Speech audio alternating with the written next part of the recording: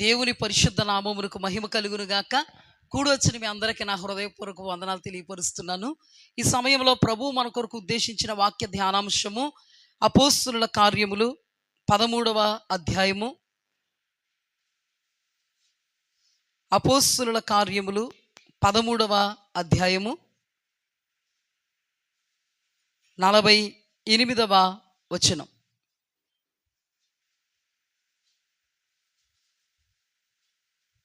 అందరూ తెరవండమ్మా. చూడగలిగిన వాళ్ళు చూడండి జాగ్రత్తగా. అన్యజనులు ఆ మాట విని సంతోషించి దేవుని వాక్యమును మహిమపరిచిరి, మరియు నిత్య జీవమునకు నిర్ణయింపబడిన వారందరూ విశ్వసించిరి. ఇక్కడ చూడండి, నిత్య జీవమునకు నిర్ణయింపబడిన వారందరూ విశ్వసించిరి, అలాగే సంతోషించి దేవుని వాక్యమును మహిమపరిచిరి. ఈ మాటలు మనం ధ్యానం చేసుకుందాం. గడిచిన బుధవారం కంటిన్యూషన్ మనం ధ్యానం చేసుకుందాం. గడిచిన బుధవారం చెప్పినటువంటి వాక్యం ఇప్పుడు కూడా మీకు టచ్ అవుద్ది.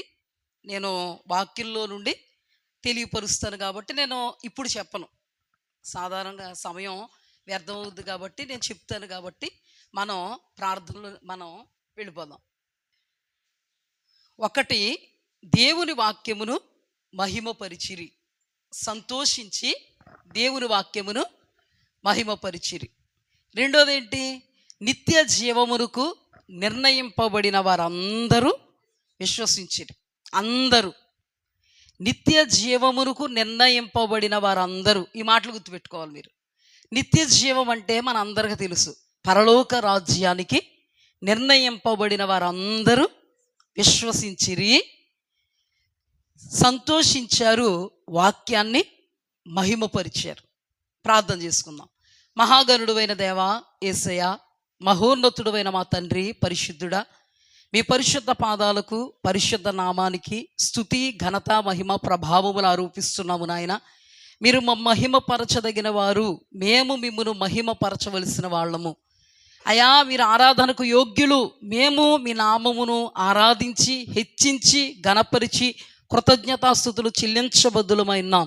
కృపగల తండ్రి, ఇంతవరకు మీ నామాన్ని మీరు మహింపరుచుకున్నారు. మేము మిమ్మల్ని మహిమపరచడానికి మా ఎడల మీరు కృప చూపించారు. మీకు స్తుతి కలుగ్గాక. కరుణా సంపన్నుడు అయిన దేవా, ఈ సమయంలో దేవా, వారు నీ వాక్యమును బట్టి సంతోషించారు, వారు నీ వాక్యమును మహిమపరిచారు.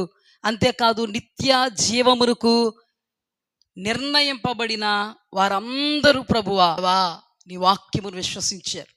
మరి మేము నిత్య జీవమునకు నిర్ణయింపబడిన వారమైతే ఈ వాక్యమును బట్టి ప్రభువా, మీ వాక్యము యందు మేము సంతోషించాలి, మీ వాక్యమును మహిమపరచాలి. అంతేకాదయ్యా, మీ వాక్యము యందు విశ్వాసం ఉంచాలి. అప్పుడే నీ వాక్యమును బట్టి మేము పరలోక రాజ్యం ప్రవేశిస్తాం నాయన. మీ మాటలలో సున్నైనను పొల్లైనను ఎప్పుడు ఏనాడు తప్పిపోలేదు. కృపగల దేవా, తప్పిపోయినటువంటి నీ మాటను ఆధారంగా చేసుకుని మేము తప్పిపోకుండా కడవరకు కలిగిన దాన్ని గట్టిగా పట్టుకోవడానికి, నమ్మకంగా నిన్ను అనుసరించడానికి మీ కృపను ధారాళంగా దయచేయండి. నిద్రమత్తు, సోమరితనం, అనాలోచన పుట్టించు కార్యములు యేసు నామములో లయపరచండి. భక్తిహీనతకు, ఆత్మీయ జీవితంలో శక్తిహీనులు గుండుటకు ఎవరు అవకాశం ఇవ్వకుండా ప్రతి ఒక్కరిని మీరు మెలకువతో నింపమని, పరిశుద్ధాత్మ కార్యమును ఈ స్థలములో ఈ వాక్యము ద్వారా మీరు జరిగించమని, నాతో మాతో మీరు మాట్లాడమని, మిమ్మల్ని వెంబడించేటువంటి కృపాభాగ్యములో అడుగులు నిత్యము స్థిరపరచమని యేసు అతి పరిశుద్ధ నామమున అడిగి వేడుకుని పొందుకుని ఉన్నాం పరమ తండ్రి, ఆమేన్. హల్లెలూయా. ఇక్కడ ఈ సందర్భాన్ని మనం ఇప్పుడు ధ్యానం చేసుకుందాం. ఏ సందర్భంలో ఈ మాట వ్రాయబడింది? దేవుని వాక్యము గురుండి ఎవరు సంతోషించారు, ఎవరు మహిమపరిచారు? అన్యజనులు. దీని గురించి మనం ధ్యానం చేసుకుందాం. చాలా సందర్భాల్లో చెప్పాను, మనం అన్యజనులు. వాళ్ళ కాలదన్నుకుంటే ఆ కృప మనకు దక్కింది. ఎవరో కాలదన్నుకున్న ఉన్నటువంటి పరిస్థితిని బట్టి మనకు కృప దక్కింది. ఇప్పుడు మనము కృపను కాలదనుకుంటే అర్థమే లేదు. అయితే ఇప్పుడు ఈ సందర్భం ఏంటి అని మనం జాగ్రత్తగా ధ్యానం చేస్తే, పౌలు భక్తుడు, పౌలు అపోస్తులుడైనటువంటి పౌలు, ఆయన యొక్క ప్రారంభం ఏంటో మనకు తెలుసు. యేసుక్రీస్తు ప్రభువారిని లేదా సంఘాన్ని హింసించేటువంటి పనిలో చాలా చాలా బిజీగా ఉండేటువంటి అనుభవం అయింది. ఆయన గమాలయేలు పాదాల దగ్గర ధర్మశాస్త్రం అంతటిని కూడా బైహార్ట్ చేశాడు అని అనొచ్చు. అయితే జరిగినటువంటి సంఘటన ఏంటంటే, ఆకాశము నుండి ఒక ప్రత్యక్షత ఆయనకు కలిగింది. ఎప్పుడైతే ఒక దర్శనం, ఒక ప్రత్యక్షత ఆయనకు కలిగిందో, ఆయన మాట్లాడతారో, ఆకాశము నుండి కలిగినటువంటి ఆ ప్రత్యక్షతకు నేను అవిధేయుడను కాక. ఆ ప్రత్యక్షత విషయంలో అతడు అవిధేయుడుగా లేడు, కానీ అతడు విధేయుడుగా ఉన్నాడు. విధేయత అనేది చాలా ప్రాముఖ్యం. అతడు విధేయుడుగా ఉన్నందున, ఆ విధేయతను అతడు కాపాడుకున్నందున, ఆ విధేయతను కడవరకు పట్టుకున్నందున, ఆ విధేయతలో కడవరకు నమ్మకంగా ఉన్నందున, చివరి మాట అతను ఏమని మాట్లాడతాడంటే, మంచి పోరాటం పోరాడాను, నా పరుగును కడముట్టించాను, విశ్వాసాన్ని కాపాడుకున్నాను, నీతి కిరీటం నా కొరకు ఉంచబడి ఉన్నది. హల్లెలూయా. చాలా అద్భుతంగా తన యొక్క ముగింపులో పలుకుతున్నటువంటి అతీతమైనటువంటి మాట. దేవుని వాక్యంలో కార్యారంభం కంటే కార్యాంతము మేలు. దేవుని వాక్యములో మన మొదటి క్రియల కంటే కడపటి క్రియలు అధికంగా ఉండగలగాలి. మన ఆది కంటే అంతము చాలా గణనీయంగా ఉండగలగాలి. అటువంటి ఆధ్యాత్మికమైన అనుభవంలో ఉన్నవాడు పరిశుద్ధుడు అనబడేటువంటి పౌలు భక్తుడు. హల్లెలూయా. అపోస్తులుడైనటువంటి పౌలు భక్తుడు. ఇతడు తన యొక్క ఆధ్యాత్మికమైన జీవితాన్ని ఎప్పుడైతే ప్రారంభించాడో, తన ప్రారంభం మొదలుకొని అంతం వరకు తన యొక్క ఆధ్యాత్మికమైనటువంటి జీవితం దినాభివృద్ధి నొందిందే తప్ప, ఏ దినాన అతడు చతికిలబడలేడు, ఏ దినాన అతడు చల్లారిపోలేదు. ఎంతో గొప్ప ఆధ్యాత్మికమైన అనుభవంతో ఎన్నో సంఘాలను కట్టి, శరీర కార్యాలతో నశించి నిత్య నరకాగ్ని పాలైపోయేటువంటి జీవితాలను కూడా తన యొక్క ఉపదేశము ద్వారా నిత్య రాజ్య మహిమ కొరకు సమకూర్చినటువంటి గణనీయమైనటువంటి వ్యక్తి ఎవరో? పౌలు. ఈ పౌలును దేవుడే ఏర్పాటు చేసుకున్నారు. హల్లెలూయా. ఆయన పరిచర్య నిమిత్తం, ఆయన వాక్యోపదేశము నిమిత్తం అపోస్తులుడుగా దేవాది దేవుడు ఆయన్ని ఏర్పాటు చేసుకున్నాడు. ఆయన రక్షింపబడిన తర్వాత, విమోచింపబడిన తర్వాత, అపోస్తులత్వములో ఆయన ఉన్న తర్వాత, అంతియొక్కయ అనేటువంటి ఆధ్యాత్మికమైనటువంటి పెద్దలు, పేతురని, యోహానని, ఇలా యేసుక్రీస్తు ప్రభువారు శిష్యులు వీళ్ళందరితో కలిసి ఆయన ప్రార్థనలు ఉన్నప్పుడు, ఉపవాస ప్రార్థనలు ఉన్నప్పుడు పరిశుద్ధాత్మ దేవుడు ఏమని మాట్లాడుతున్నారంటే, పౌలును నేను ఉద్దేశించినటువంటి పని కొరకు మీరు పంపించాలి. హల్లెలూయా. ఎవరు మాట్లాడుతున్నారు? పరిశుద్ధాత్మ దేవుడు మాట్లాడుతున్నాడు. అది మొదలుకొని ఆయన పలు ప్రాంతాలకు వెళుతున్నారు. ఆయనకు దేవుడు అప్పగించినటువంటి సేవా పరిచర్యలో చాలా బిజీగా ఉంటూ ఉన్నారు. అక్కడ ఆయనకు ఘనత దక్కుతుంది, ఘనహీనత దక్కుతుంది. ఆయన హెచ్చించే వాళ్ళు ఉన్నారు, ఆయన్ని తగ్గించే వాళ్ళు ఉన్నారు.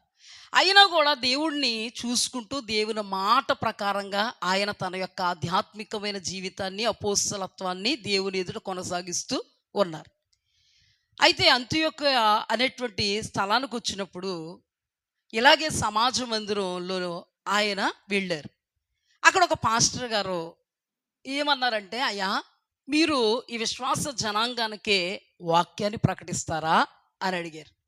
సాధారణంగా ఏ పాస్టర్ గారన్నా వచ్చారనుకో, సపోజ్ మాలాంటి వాళ్ళు ఏం చేస్తాం, ఆయనకి అవకాశం ఇస్తాం. అలాగే ఆయన కూడా, అయ్యా ఈ విశ్వాస జనాంగానికి లేదా విశ్వాసులకి మీరు వాక్యాన్ని ప్రకటిస్తారా అని అడిగారు. అడిగినా తప్పకుండా వాక్యాన్ని ప్రకటిస్తానని ఆయన లేచి దేవుడు ఆయన హృదయంలో పెట్టినటువంటి మాటను ఆయన ప్రకటించడం జరిగింది. హల్లెలూయా. ఏంటి ఆ మాట అనేది కూడా చెప్తాను, సందర్భం కాబట్టి చెప్తాను, 4 ముక్కల్లో చెప్తాను, జాగ్రత్తగా వినండి. ఆయన ఎక్కడి నుంచి మొదలు పెట్టారంటే, అబ్రహామును దేవుడు పిలిచినప్పటి నుంచి మొదలుపెట్టి అబ్రహాము సంతానం అనబడేటువంటి ఇశ్రాయేలీల జనాంగం ఐగుప్తు దేశంలో బానిసలుగా ఉన్నప్పుడు మోషే అహరోనుల ద్వారా వాళ్ళని విడిపించి వాళ్ళని నడిపించి పాలు తేనె ప్రవహించే దేశంలో నిలబెట్టినప్పుడు సమూయేలు అలాగే అనేకమైనటువంటి న్యాయాధిపతుల ద్వారా వాళ్ళని నడిపిస్తున్నప్పుడు సమూయేలు కాలం వచ్చేటప్పటికి వాళ్ళు రాజు కావాలని కోరుకున్నారు. ఎప్పుడైతే వాళ్ళు రాజు కావాలని కోరుకున్నారో దేవాది దేవుడు కీషు కుమారుడైనటువంటి, మీ అందరికీ తెలుసు కదా, మొదటి రాజు అనబడేటువంటి సౌలును రాజుగా ఏర్పాటు చేయడం, ఆ తర్వాత సౌలును త్రోసివేసి సౌలు స్థానంలో దావీదును దేవుడు ఏర్పాటు చేసుకోవడం, దావీదు చిగురుగా యేసుక్రీస్తు ప్రభువారు ఈ లోకంలో జన్మించడం. హల్లెలూయా. దావీదైనా కుళ్ళు పట్టాడేమో కానీ కీర్తనల గ్రంథంలో రాయబడినట్టుగా యేసుక్రీస్తు ప్రభువారు కుళ్ళు పట్టలేదనియు, ఆయనే సర్వశక్తుడనియు, ఆయన ద్వారానే లోకానికి రక్షణనియు, ఆయన యందు విశ్వాసం ఉంచువాడు నిత్య జీవానికి వారసుడనియు బలమైనటువంటి ఉపదేశాన్ని ఆ స్థలములో ఆయన ప్రకటించడం జరిగింది. హల్లెలూయా. ఎప్పుడైతే దేవుని ఆత్మతో బలమైనటువంటి ఉపదేశాన్ని ఆయన ప్రకటించడం ప్రారంభించాడో పరిశుద్ధాత్మ దేవుడు ఘన కార్యములు చేయడం ప్రారంభించాడు. హల్లెలూయా. వారి హృదయాలు తెరవబడ్డాయి. దేవుని వాక్యమును మహిమపరిచేంతగా, హెచ్చించేంతగా, దేవుని వాక్యం కొరకు ఆరాటపడేంతగా వారి హృదయాలను దేవుడు తిప్పాడు. హల్లెలూయా. అప్పుడు ఏమని మాట్లాడుతున్నారంటే విశ్వాస జనాంగం అంటే దాని అర్థం ఏంటంటే, మీరు విశ్వాసులు అనుకోండి, పౌలయ్య గారు ఇక్కడ వాక్యం చెప్పారు, ఈ వాక్యానికి మీరు ఏం చేశారు? బద్ధులైపోయారు. అప్పుడు మీరు ఏం కోరుకుంటున్నారంటే, అయ్యా పౌలయ్య గారు ఇంకా మీరు మాకు వాక్యం చెప్పాలి అని మీరు ఆయన్ని బుక్ చేసుకున్నారు. బుక్ చేసి ఏం చేశారంటే ఈసీఏ సంఘస్థులు పిలిచారు. ఎవరిని? జూట్టి క్యాంప్ సంఘస్థులు పిలిచారు, కలుగూడి సంఘస్థులు పిలిచారు, ఆయా సంఘస్థులు అందరిని పిలిచారు. హల్లెలూయా. ఎందుకు ఆయా సంఘస్థులు పిలిచారు? గ్రామం అంతా దేవుని బిడ్డలు కాదు కాబట్టి. కానీ ఇక్కడ మాత్రం గ్రామం అంతా తరలొచ్చింది, ఊరంతా తరలొచ్చింది. ఎందుకు? అక్కడ ఉన్న వాళ్ళందరూ క్రైస్తవులే, యూదులే. అర్థమైందా వ్యత్యాసం? అర్థమైందా? వీళ్ళు ఇంత చక్కగా ఈ వాక్యమును విశదపరుస్తున్నారని వాళ్ళకి ఆశ పుట్టి ఆ మరుసటి రోజంట ఆ ప్రాంతం అంతా ఆయన వాక్యాన్ని వినడానికి వచ్చేసిందంట కదలి. అప్పుడు జరిగిన సందర్భం ఏంటంటే, ఎంతమంది జనాలను చూసి పాస్టర్స్ కళ్ళు గుట్టుకున్నారంట. ఇది సందర్భం. పాస్టర్స్ ఏం చేశారు? ఆయన వాక్యం చెప్పేటప్పుడు ఒక అతీతమైనటువంటి మాటను వాడారు. ప్రవక్తలు ద్వారా దేవుడు రాయించినటువంటి ఒక వచనాన్ని అక్కడ మెన్షన్ చేశారు. ఎక్కడ? వాక్యం చెప్పినప్పుడు. ఏంటి ఆ వచనం అంటే అపోస్తలుల కార్యములు 13వ అధ్యాయము చూడండమ్మా. అపోస్తలుల కార్యములు 13వ అధ్యాయము 40వ వచనం చూడండి. ఇది కూడా చాలా ప్రాముఖ్యం, మీరు గుర్తుపట్టుకోవాల్సిన విషయం. అపోస్తలుల కార్యములు 13వ అధ్యాయము 40వ వచనం. ప్రవక్తల గ్రంథమందు చెప్పబడినది మీ మీదికి రాకుండా చూచుకొనుడి. అదేదనగా, ఇదిగో తిరస్కరించు వారలారా ఆశ్చర్యపడుడి, నశించుడి. మీ దినములలో నేనొక కార్యము చేసేదను, ఆ కార్యము ఒకడు మీకు వివరించినను మీరెంత మాత్రము నమ్మరు అనిను. అర్థమైందా మీకు? మరలి ఇంకోసారి చదువుతున్నాను, జాగ్రత్తగా వినండి. ప్రవక్తల గ్రంథమందు చెప్పబడినది మీ మీదకి రాకుండా చూచుకునుడి. అదేదనగా, ఇదిగో తిరస్కరించు వారలారా ఆశ్చర్యపడుడి, నశించుడి.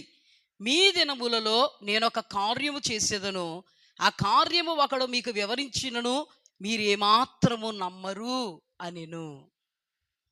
ఆ వాక్యంలో ఏమని చెప్పారు? మీ దినములలో నేను ఒక కార్యం చేస్తాను, ఆ కార్యము నేను చేసినా మీరెంత మాత్రము చూసి విని నమ్మరు. అంటే ఏంటి? చూస్తారు, వింటారు, గ్రహించరు, నమ్మరు అని వాక్యంలో ఆయన చెప్పిన తర్వాత మరుసటి దినం చాలామంది ప్రజలు వచ్చిన తర్వాత వీళ్ళు మత్సరపడ్డారు మిగతా పాస్టర్స్. అంటే దాని అర్థం ఏంటి? ప్రవక్తల గ్రంథములో చెప్పిన మాట ఎవరి జీవితంలో నెరవేరిపోయింది? మీరే చెప్పాలి. అర్థమైతే చెప్తారు, అర్థం కాకపోతే. ఇప్పుడు వాక్యములో ఉపదేశములో చెప్పిన మాట ఏమని చెప్పిన మాట? మీరెంత మాత్రం నమ్మరు, విశ్వసించరు. ఆ కింద రాయబడిన మాట ఏంటంటే, ఆ ప్రదేశంలో అందరూ వచ్చేసారు, అందరూ వాక్యాన్ని బహింపరిచారు, అందరూ వాక్యాన్ని బట్టి సంతోషించారు, అందరూ వాక్యాన్ని నమ్మారు, అంటే విశ్వసించారు. కానీ నమ్మని వాళ్ళు ఎవరో ఎవరో పాస్టర్స్ ఇక్కడ ఏం చేశారు? నమ్మలేదు. మరి ఏమయ్యారు నమ్మకుండా? మత్సరపడ్డారు. మత్సరం అనేది శరీర క్రియ. చెప్పాను కదా, మత్సరం అనేది ఏ క్రియ అంటే, మత్సరం అంటే చూడలేని తత్వం. మీకు అన్నీ వస్తాయి, పాస్టర్సే కాదు విశ్వాసులు కూడా వస్తారు. చూడండి, ఆ మాట చదువుతాను. 44 వచ్చును. అపోస్తుల కార్యములు 13:44. మరుసటి విశ్రాంతి దినమున దాదాపుగా ఆ పట్టణమంతయు దేవుని వాక్యం వినుటకు కూడి వచ్చెను. యూదులు జనసమూహములను చూచి మత్సరముతో నిండుకొని దూషించుచు పౌలు చెప్పిన వాటికి అడ్డము చెప్పిరి. ఏం చేశారమ్మా? పౌలు చెప్పిన మాటకి అడ్డం చెప్పారు. ఎందుకు అడ్డం చెప్పాల్సి వచ్చింది అంటే, ఆయనను అంటే దేవుని ఏర్పాటు అనబడేటువంటి పౌలు గారిని వాళ్ళు అంగీకరించలేదు. ఆయన చెప్పిన వాక్యాన్ని అంగీకరించలేదు. ఆయన వాక్యం చెప్పినప్పుడు చాలామందికి సంతోషం కలిగింది, చాలామంది హృదయాలు తెరవబడ్డాయి, చాలామంది జీవితంలో ఆధ్యాత్మికమైనటువంటి కార్యాలు జరిగాయి, చాలామంది విశ్వసించారు. కానీ ఇక్కడ ఒక తెగ దీనంతటికి రివర్స్లో పనిచేసింది. దీనంతటికి రివర్స్లో అంటే పౌలు భక్తుడు మాట్లాడుతున్నారు, మీరు పొందిన ఆత్మగాక వేరొక ఆత్మ.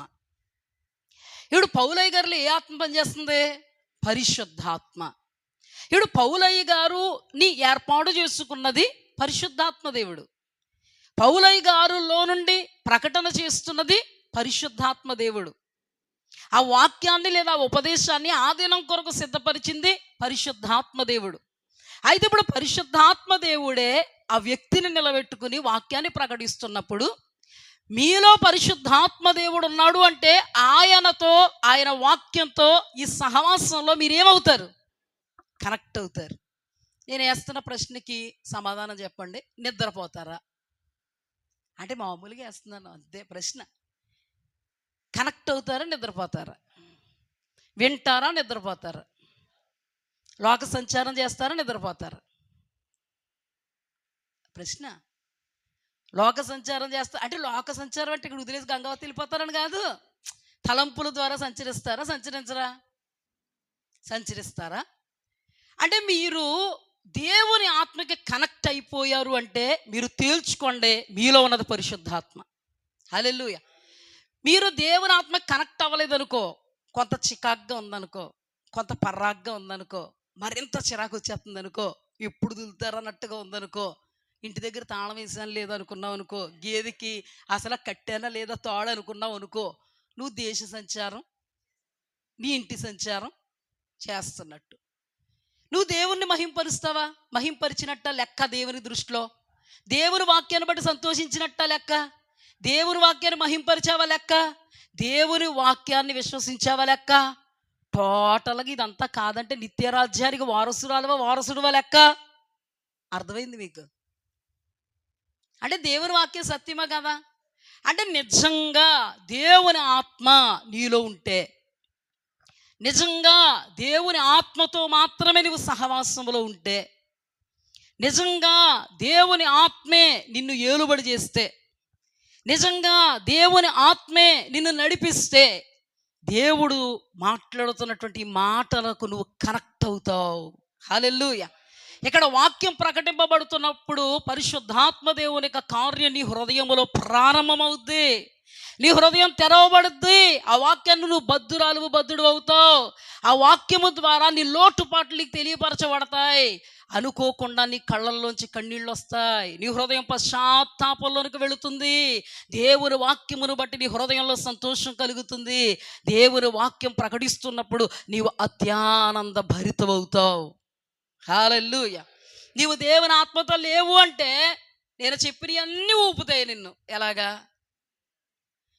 ముందు నిద్ర ఊపేద్ది. ఆ తర్వాత సంచరిస్తావు, ఆ తర్వాత ఆ సంచారంలోనే నిద్రపోతూ ఉంటావు. ఖచ్చితంగా సంఘంలో 2 కేటగిరీస్ ఉంటాయి. అందరు ఎత్తబడరు. 2 కేటగిరీస్ ఉంటాయి. బుద్ధి కలిగినటువంటి వాళ్ళు, బుద్ధి లేనటువంటి వాళ్ళు. ఈ బుద్ధి కలిగిన వాళ్ళ యొక్క లక్షణం ఏంటంటే వాక్యములో సంతోషించారే, వాక్యమును మహింపరిచారే, వాక్యములో ఆనందించారే, వాక్యమును విన్నారే, వాక్యమును విశ్వసించారే, విశ్వసించిన వాక్యమును తమ యొక్క జీవితంలో అన్వయించుకున్నారే, కడవరకు నిలబడాలి అనేటువంటి ఆశతో ఎదుగుతున్నారే, వీళ్ళు బుద్ధి కలిగిన గుంపు. బుద్ధి కలిగినటువంటి అనుభవాల్లో ఉన్న వాళ్ళు బండ అనబడేటువంటి వాక్యము మీద వాళ్ళు ఏం చేస్తారు, తమ యొక్క జీవితాల్ని కట్టుకుంటారు. సెకండ్ కేటగిరీ ఏంటంటే బుద్ధిహీనమైనటువంటి జాబితా. వీళ్ళనే భక్తిహీనులను కూడా అనొచ్చు. వీళ్ళు మార్గము నాశన కోపానికి నడుపుతుంది. కీర్తనల గ్రంథంలో 1వ అధ్యాయంలో రాయబడింది, భక్తిహీనుల మార్గము నాశనముకు నడుపును, అది నిత్య నరకాగ్ని అనబడేటువంటి నాశనం. వీళ్ళు ఇందాక నేను చెప్పాను కదా, ఊగుతా ఉంటారు. వాక్యం చెప్తున్నప్పుడు కళ్ళు అలా మూతలు పడతా ఉంటాయి. వాక్యం చెప్తున్నప్పుడు గాఢ నిద్రలోకి వెళ్ళిపోతారు. పాట ఎత్తితే కానీ వీళ్ళకి మెలకవా, ఏదో పాట ఎత్తుకోవాలి. ఇది మొదటి మెట్టు అన్నమాట. బుద్ధిహీనులకి, భక్తిహీనులకి ఇది ప్రథమ మెట్టు. కొంతమంది నిద్రను జయిస్తారు కానీ ఆలోచనల్ని జయించలేరు. బాడీ ప్రెజెంట్ అంట, మైండ్ ఏమో ఆబ్సెంట్ అంట. ఇలాంటి కేటగిరీస్ కూడా ఉంటాయి. వీళ్ళు దేవుని వాక్యం మీద కట్టబడరు. వీళ్ళు దేని మీద కట్టబడతారు, వాళ్ళకి ఇష్టమే. ఏంటి ఇష్టం వాళ్ళకి? ఉసురో దేవుడా అనడం ఇష్టం, చప్పట్లు కొట్టడం ఇష్టం ఉండదు. ఉత్సాహంగా పాటలు పాడుతుంటే ఆపు అంటారు. ఏమంటారు? కొంతమంది ఉంటారు చూడండి, మీరు చాలా భారంగా ఆరాధన చేస్తున్నారు అనుకో, చాలా భారంగా దేవుడు స్తుతిస్తున్నారు అనుకో, పక్కోడు మిర్రుని చూస్తాడు. అంటే మీకు ఎవరికి అనుభవాలు రాలేదేమో కానీ కొంతమందికి వచ్చుంటాయి. మిర్రుని చూస్తారు. దెయ్యం పట్టినోడు ఎలా చూస్తాడు చెప్పాలి ఆరాధనలో? దెయ్యం పట్టినోడైనా చూస్తాడు మిర్రున.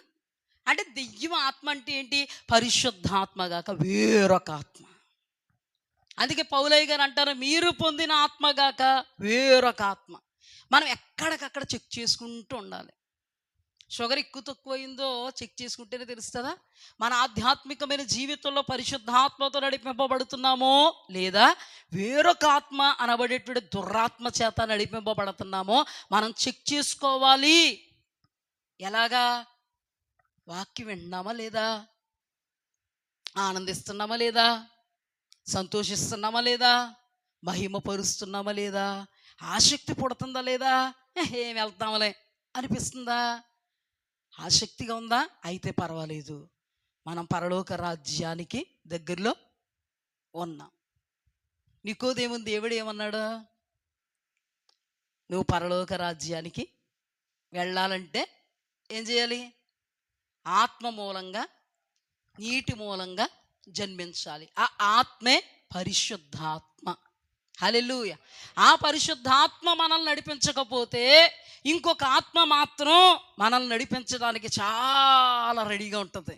ఆ ఆత్మీయుడు చెప్పాలి, బలహీనలు కాకండి. ఆ ఆత్మీయుడు చెప్పాలి. ఏ ఆత్మ? ప్రశ్న నేనే అడుగుతున్నాను, సమాధానం నేనే ఇస్తున్నాను. అందులోనే ఉంది సమాధానం. అంటే మీరు కొంచెం పొదును పెడితే ఇది ఉండదని వేరొక ఆత్మ.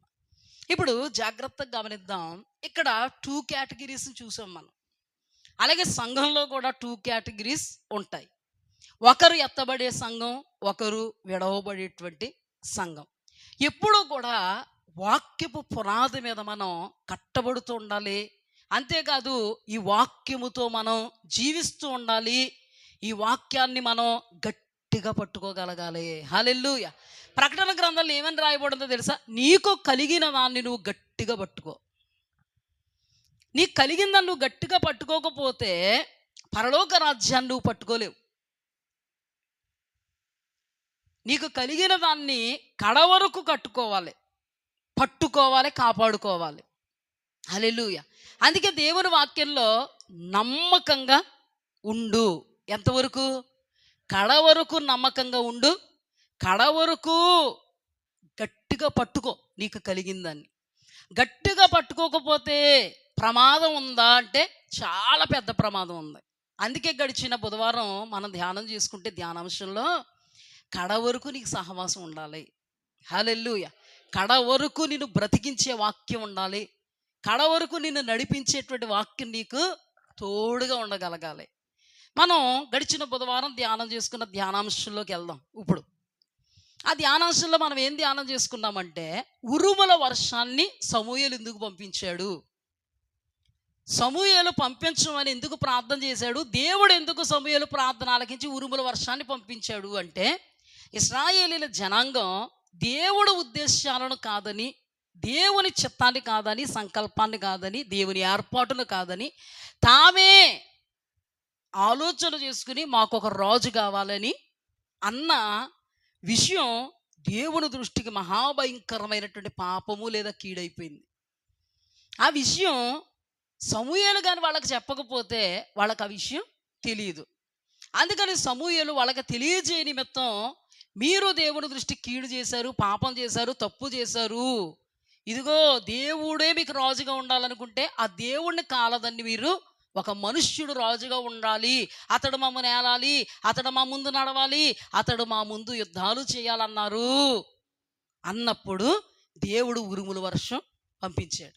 ఎప్పుడైతే ఉరుముల వర్షం పంపించాడో వాళ్ళు దేవునికి భయపడ్డారో, వాళ్ళు సమూయేలుకి భయపడి సమూయేలు దగ్గరికి వచ్చి, సమూయేలా మేము మరణం కాకుండా దేవుణ్ణి వేడుకో అనడమే కాదు, ఏమన్నారంటే, సమూయేలా మేము రాజును కావాలనుకుని ఏర్పాటు చేసుకుని దేవుని దృష్టికి పాపాలు అనబడిన అన్ని పాపాల కంటే ఘోరమైన పాపం అనబడే కీడు మేము చేసాం ఒప్పుకున్నారు. హల్లెలూయా, హల్లెలూయా. వాళ్ళ జీవితంలో వాళ్ళు ఒప్పుకున్నారు, కనికరింపబడ్డారు. వాళ్ళు చేసిన కీడును బట్టి వాళ్ళు దుర్మరణం పాలు కాకుండా దైవజనుడు అడ్డుకున్నాడు. హల్లెలూయా. అయితే నేను చెప్పే విషయం ఏంటంటే, కలిగిన దాన్ని మనం గట్టిగా పట్టుకోవాలి, కలిగిన దాన్ని మనం గట్టిగా పట్టుకోవాలి. వాళ్ళకి ఉపదేశం చేశాడు సమూయేలు. అంటే గడిచిన వారం చెప్పిన వాక్యం ఇది.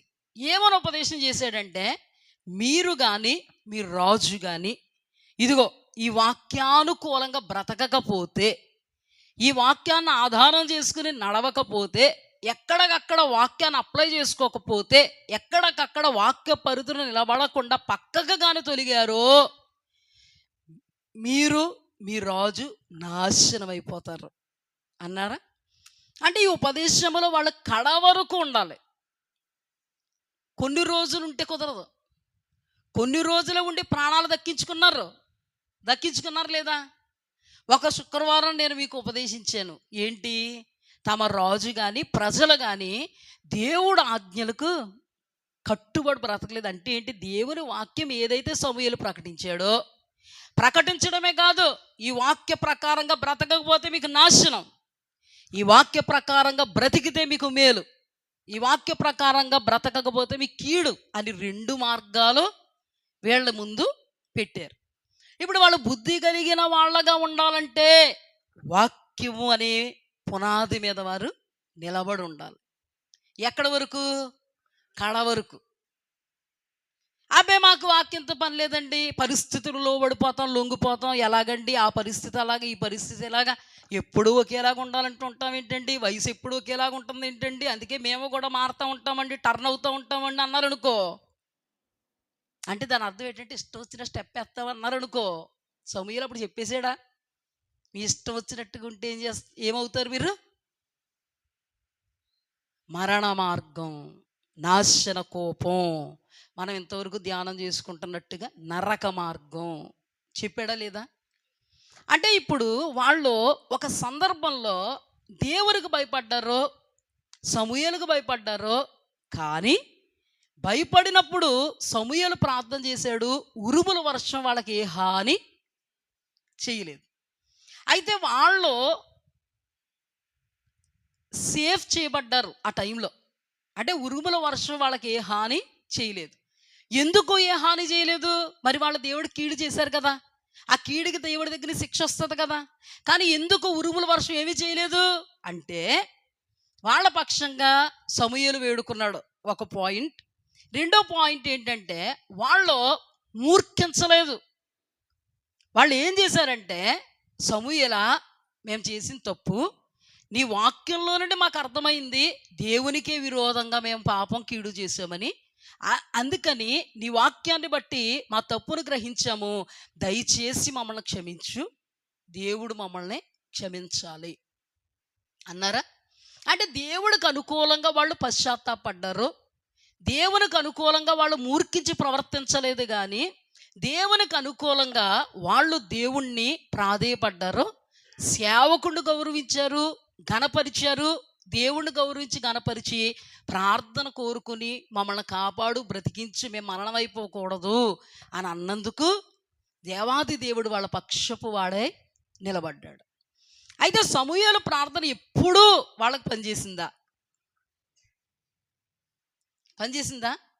మరి మొన్న చెప్పాను కదా, ఒకసారి దైవజనులు చెప్పారు కదా ఆదివారం, దైవజనుడు ప్రార్థన కొంత మట్టుకే. ఆ తర్వాత దైవజనుడు ప్రార్థన ఏం చేయదు, పని చేయదంటే దైవజనుడు కొంత మట్టుకు మనల్ని సేఫ్ జోన్లో ఉంచగలడు. దైవజనుడు సేఫ్ జోన్లో ఉంచాడు కదా అని ఇష్టం వచ్చినట్టుగా ఉందాం, ఎప్పటికప్పుడు దైవజనుడు ప్రార్థన ద్వారా మనం సేఫ్ జోన్లో ఉంటాం అని అనుకోవడం మన బుద్ధిహీనత. మొట్టమొదటిగా నువ్వేమనుకుంటున్నావో దేవునికి తెలుసు. ఎవరి ప్రార్థన నిన్ను కాపాడేద్దాలు అనుకుంటున్నావో దేవునికి తెలుసు. అందుకే నీ వ్యవహారం, నీ కలాపాలు, నీ ఆలోచనలు అన్నీ దేవునికి తెలుసు. అయినా కానీ నువ్వు మితిమీరి ప్రవర్తిస్తే దేవుడు ఏం చేస్తాడో? దేవుని వాక్యంలో రాయబడింది, మోషే అహరోనులు యాజకులుగా ఉండిరి, ప్రార్థన చేయువారిలో సమూయేలు ఉండెను, దేవుడు మోషే సమూయేలుల ప్రార్థన ఆలకించాడు అని రాయబడింది. హల్లెలూయా. అంటే దేవుడు దైవజనుల యొక్క ప్రార్థన ఆలకించాడు. కానీ ఒక సందర్భంలో ఏం రాయబడిందంటే, మోషే సమూయేలులే వచ్చి నా ఎదుట మీ కొరకు ప్రార్థన చేసినను, నేను వారి ప్రార్థన వినను. హల్లెలూయా. ఏమన్నాడమ్మా? ఒక్క మాట, ఇవన్నీ మీకు అవసరం, ఈ వాక్యంలోనే అవసరం. అంటే నేను అనేది ఏంటంటే, మోషే సమూయేలు ప్రార్థన దేవుడు ఆలకించాడు, ప్రార్థించు వారిలో సమూయేలు ఉన్నాడు. అక్కడే రాయబడింది ఏమనంటే, మోషే మరియు సమూయేలుల ప్రార్థన దేవుడు ఆలకించాడు. కానీ ఇంకొక సందర్భంలో రాయబడింది ఏంటంటే, ఇర్మియా గ్రంథం రాయబడింది ఏంటంటే, సమూయేలు మోషేలు వచ్చి మీ కొరకు ప్రార్థన చేసినను, నేను వారి ప్రార్థన ఆలకించను. అంటే ఏంటి? ఒక సమయం అంటూ, ఒక పీరియడ్ అంటూ ఉంది. దేవుడు దైవజనుడు నీ పక్షంగా చేస్తున్న ప్రార్థనకు దేవుడు సమాధానం ఇవ్వడానికి ఒక సమయం ఉంది. అది మించిందనుకోండి, మితిమీరిపోయిందనుకోండి, ఆ దైవజనుడు ఎంత గొప్ప దైవజనుడైనా నీ పక్షంగా ఉపవాసమే చేసినా, 4 రోజులు చేసినా, దేవుడు ఆ దైవజనుడు ప్రార్థన వినడు. ఎందుకు వినడంటే, అతడు చేస్తున్నది నీ గురుండి గనక. అర్థమైందా మీకు? కానీ ఇప్పుడు కాపాడింది, కానీ కాపాడబడినటువంటి వీళ్ళు ఏం చెయ్యాలి? కడ వరకు గట్టిగా పట్టుకోవాలి.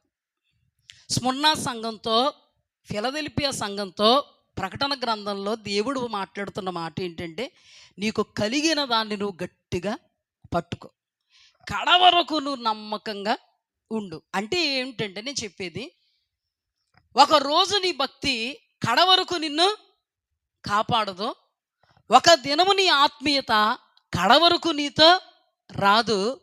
ఒక దినం నీవు ఆధ్యాత్మికమైన ధనవంతుడువేమో, దాన్ని చూసుకొని ఇప్పుడు ఫీల్ అవ్వడానికి లేదు. ఎప్పటికప్పుడే నీవు అప్డేట్ చేయబడుతూ ఉండాలి. హల్లెలూయా. అంటే ఎప్పటికప్పుడే నీవు దేవునితో సహవాసంలో, దేవుని వాక్యాన్ని బట్టి సంతోషిస్తూ, దేవుని వాక్యాన్ని మహిమపరుస్తూ, దేవుని వాక్యమును విని విశ్వసించి విశ్వసించినటువంటి వాక్యముతో కడ వరకు నువ్వు ఏం చేయాలి? బ్రతకాలి. కానీ ఇక్కడ ఇశ్రాయేలీలు కానీ సౌలు కానీ ఒక దినం ఏమయ్యారు? నాశనం అయిపోయారు. మీ అందరికీ చెప్పిన వాక్యం ఇది. ఫిలిస్తీన్ యొక్క చేతుల్లో ఏమైపోయారు? సౌలు రాజ్యం అనగా ప్రజలు నాశనం అయిపోయారు. అంటే సుభిక్షంగా వాళ్ళు బ్రతకలేకపోయారు. ఎందుకు సుభిక్షంగా బ్రతకలేకపోయారు అంటే ఆదిలో సమూయేలు చేసినటువంటి ఉపదేశములో కడ వరకు నిలబడలే. వాళ్ళకి కలిగిన దాన్ని గట్టిగా పట్టుకోలే. ఏం కలిగి ఉన్నారు వాళ్ళు ఆ టైంలో అంటే భయము కలిగి ఉన్నారు. ఆ భయాన్ని కడ వరకు పట్టుకోలేదు. వాళ్ళు సమూయేలుకి దేవుడికి భయపడ్డారో ఆ భయం కడ వరకు లేదు. నాశనం అయిపోతామేమో అని సమూయేలు గట్టిగా పట్టుకున్నారు, ప్రార్థన చేయవా మా కోసం, మేము చేసింది తప్పే అని. కానీ కడ వరకు లేదు. కానీ ఈ సందర్భంలో మనం జాగ్రత్తగా ఈ వాక్యాన్ని చూస్తే వాక్యం చెప్పేటప్పుడు పౌలు గారు ఏమని ఉచ్చరిస్తారో తెలుసా? దేవునికి భయపడు వారలారా అని ఉచ్చరిస్తారు. ఇంటికి వెళ్ళిన తర్వాత చదవండి మీరు. అంటే నేను అంటాను కదా, దేవుడు అంటే మనకు భయం ఎప్పటికీ ఉండాలి. దేవుడు అంటే భక్తి ఎప్పటికీ ఉండాలి. దేవుడు ఏర్పాటు అనబడేటువంటి దైవజనుల విషయంలో నమ్మకం లేదా విశ్వాసం ఎన్నటికీ ఉండగలగాలి. ఎందుకంటే ఆయన నీ ఆధ్యాత్మికమైనటువంటి అభివృద్ధి కొరకు దేవుని చేత ఏర్పాటు చేయబడినటువంటి నీ కొరకైనటువంటి సాధనం. హల్లెలూయా. నిన్ను ఆధ్యాత్మికంగా బలపరచడానికి, నీ లోటు వాక్యము ద్వారా నీకు తెలియచేయడానికి, నీ చీకటి కోణాలను నువ్వే పెళ్ళగించుకోవడానికి, నీవు దేవుడితో ఐక్యమైపోవడానికి, నీవు బహుగా ఫలించడానికి, ఆయనతో అంటుకట్టబడడానికి, పనికి మాలిన తీగలను నువ్వే కత్తిరించుకోవడానికి దేవాది దేవుడు దైవజనుణ్ణి మధ్యవర్తిగా నిన్ను నిత్యరాజ్య వారసురాలుగా చేయడానికి ఏర్పాటు చేసుకున్నటువంటి సాధనము. హల్లెలూయా. ఎప్పటికీ కూడా మనం విశ్వాసం ఉంచాలి. ఎప్పటికీ కూడా మన నమ్మకం ఉంచాలి. ఎవరి మీద? దేవుడి మీద, దేవుని ఏర్పాటు అనబడేటువంటి దైవజనుని మీద మనం తృణీకరించకూడదు. ఆ రోజు దేవుడు ఏర్పాటు చేసినటువంటి మోషేను అహరోనును ఎవరు తృణీకరించారు? గడిచిన వారం వచ్చినటువంటి ధ్యానాంశం. ఎవరు తృణీకరించారు? ఎవరమ్మా? కోరాహు, దాతాను, అబీరాము, 250 మంది. వీళ్ళందరూ ఆ ఏర్పాటుని తృణీకరించారు. ఇప్పుడు దేవుణ్ణి తృణీకరించకూడదు, దైవజనుణ్ణి తృణీకరించకూడదు. వచ్చిన చిక్కు ఏంటంటే దేవుణ్ణి ఎవరు తృణీకరించరు. దేవుణ్ణి తిట్టినోళ్ళు ఎవరైనా ఉన్నారు మన సంఘంలో? వాక్యాన్ని కాలుతో తన్నినోళ్ళు ఉన్నారా? ఎవరు ఉండరు. దేవుడితో పెట్టుకోరు. దేవుడితో పెట్టుకుంటే అయ్య బాబాయ్ ఏమన్నా ఉందో, ఏదన్నా అయిపోద్దేమో. కానీ విశేషం ఏంటో తెలుసా? దైవజనుడితో పెట్టుకుంటారు. ఏదైనా కార్యం జరగకపోతే దైవజనుడే కారణం అన్నవాళ్ళు ఉంటారు.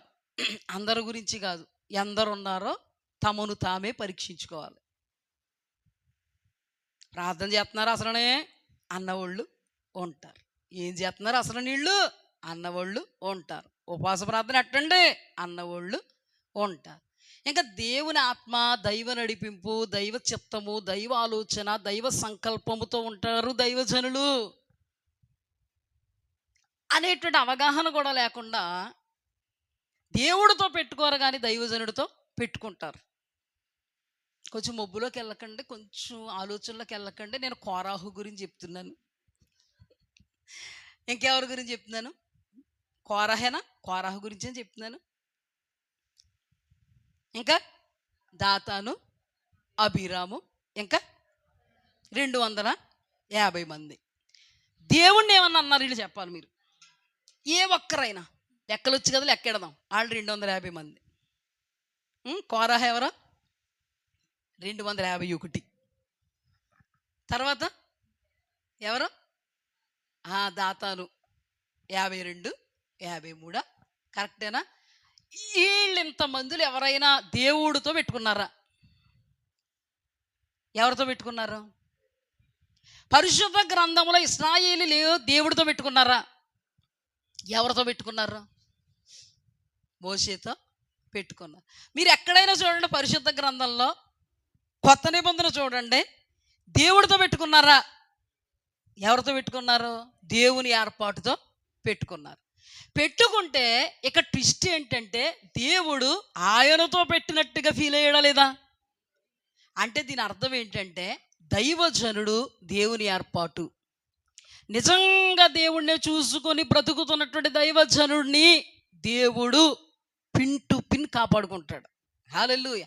ఆ దైవజనుడు కోసం ఆయన దిగే వస్తాడు. అటువంటి దైవజనుడు మోషే. హల్లెలూయా.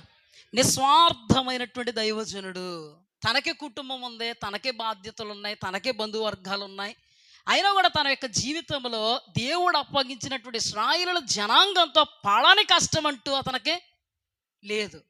అయినా కానీ వీళ్ళు మోషే మీద, అహరోను మీద, అంటే దేవుని ఏర్పాటు మీద తిరగబడి, మీరేనా పరిశుద్ధులు, మేం కాదా?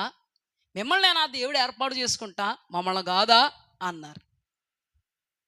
అలాంటప్పుడు మోషే వాళ్ళ ముందు సాగిలపడ్డాడు. అప్పుడైనా మోషేని గ్రహించారు వాళ్ళు. మోషే ప్రార్థన చేస్తున్నాడు కోపంతో. ఎందుకు? అప్పటికే అనరాని మాటలు అన్నారు. దాతాను అబీరాములు అనరాని మాటలు. నువ్వు మమ్మల్ని పాలు తేనెలు ప్రవహించే దేశానికి తీసుకెళ్ళావా? నేనైతే అందును మీరు వంకటెంకరగా ఉన్నారు లేదా? అవునా కదా? వంకటెంకర అంటే తెలుసా? చింతకాయ చూసారు ఎన్ని వంకరలు ఉంటుందో? అన్ని వంకరలు ఉన్నాయి ఎవరిలో.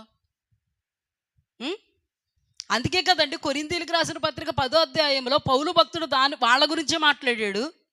హెబ్రీయులకు రాసిన పత్రికలో పౌలు భక్తుడు దాని గురిండే మాట్లాడాడు. రోమీయులకు రాసిన పత్రిక 1వ అధ్యాయంలో వాళ్ళ బ్రతుకులు బాగా మ్యాచ్ అవుతాయి. అంటే వాళ్ళ దేవుణ్ణి ఎరగలేనట్టుగా ఉన్నారు. వారు దేవుడు అద్భుతాలు చూచి ఆయన యందు నమ్మకం లేకుండా బ్రతికారు. ప్రతిదానికి సనిగారు, గొనిగారు, అవిధేయులయ్యారు, అందులయ్యారు, మందమతులయ్యారు, దేవుని కోపానికి గురైపోయారు. కానీ ఇక్కడ ఏమని మాట్లాడుతున్నాడు? నువ్వు మమ్మల్ని పాలు తేనెలు ప్రవహించే దేశానికి తీసుకెళ్ళావా? నువ్వు మమ్మల్ని అలా చేద్దాం అనుకుంటున్నావు, నువ్వు మమ్మల్ని ఇలా చేద్దాం అనుకుంటున్నావు, నువ్వు మా మీద నాయకుడు ఉండాలనుకుంటున్నావు. ఆయన ఉండాలనుకున్నాడా? దేవుడు ఉంచాడా? కానీ అర్ధరాహిత్యంగా మాట్లాడితే ఆయనకి ఏమొచ్చింది? కోపం వచ్చింది. దేవుడితో మాట్లాడుతున్నాడు, ప్రభువా వీళ్ళ నైవేద్యాలు నువ్వు అంగీకరించు. అయినా కానీ మూర్ఖత్వంతో ఉన్నాడు. ఎవరో కోరహు. ముందు సందర్భంలో వాళ్ళు మూర్ఖులుగా ఉన్నారా? ముందు సందర్భంలో సమూయేలు ఇశ్రాయేలు సందర్భంలో వారు మూర్ఖులుగా ఉన్నారా? భయపడ్డారా? ఎవరెవరికి భయపడ్డారా? మరి ఈయన భయపడ్డా? ఫస్ట్ వాళ్ళకి తెలియపరిచాక భయపడ్డారా? మరి వీళ్ళు ఇక్కడ భయపడ్డారా? భయపడలేదు కదా, విర్రవీగిపోతున్నారు. ఎలా? ఇంకా అంటున్నాడు, దోపాత్రులు చేత పట్టుకుని అగ్నించి నడండి ప్రత్యక్ష గుడారం దగ్గరికి. వీళ్ళు చేస్తున్నారు పెద్ద ఏదో, మనం కాదా అని అందరూ కలిసి దోపార్తలు చేత పట్టుకుని వెళుతూ ఉన్నారు. కానీ ఎక్కడా వాళ్ళు మూర్ఖత్వాన్ని దించుకున్న వాళ్ళు కాదు, భయపడిన వాళ్ళు కాదు, మోషేని అర్థం చేసుకున్న వాళ్ళు కాదు.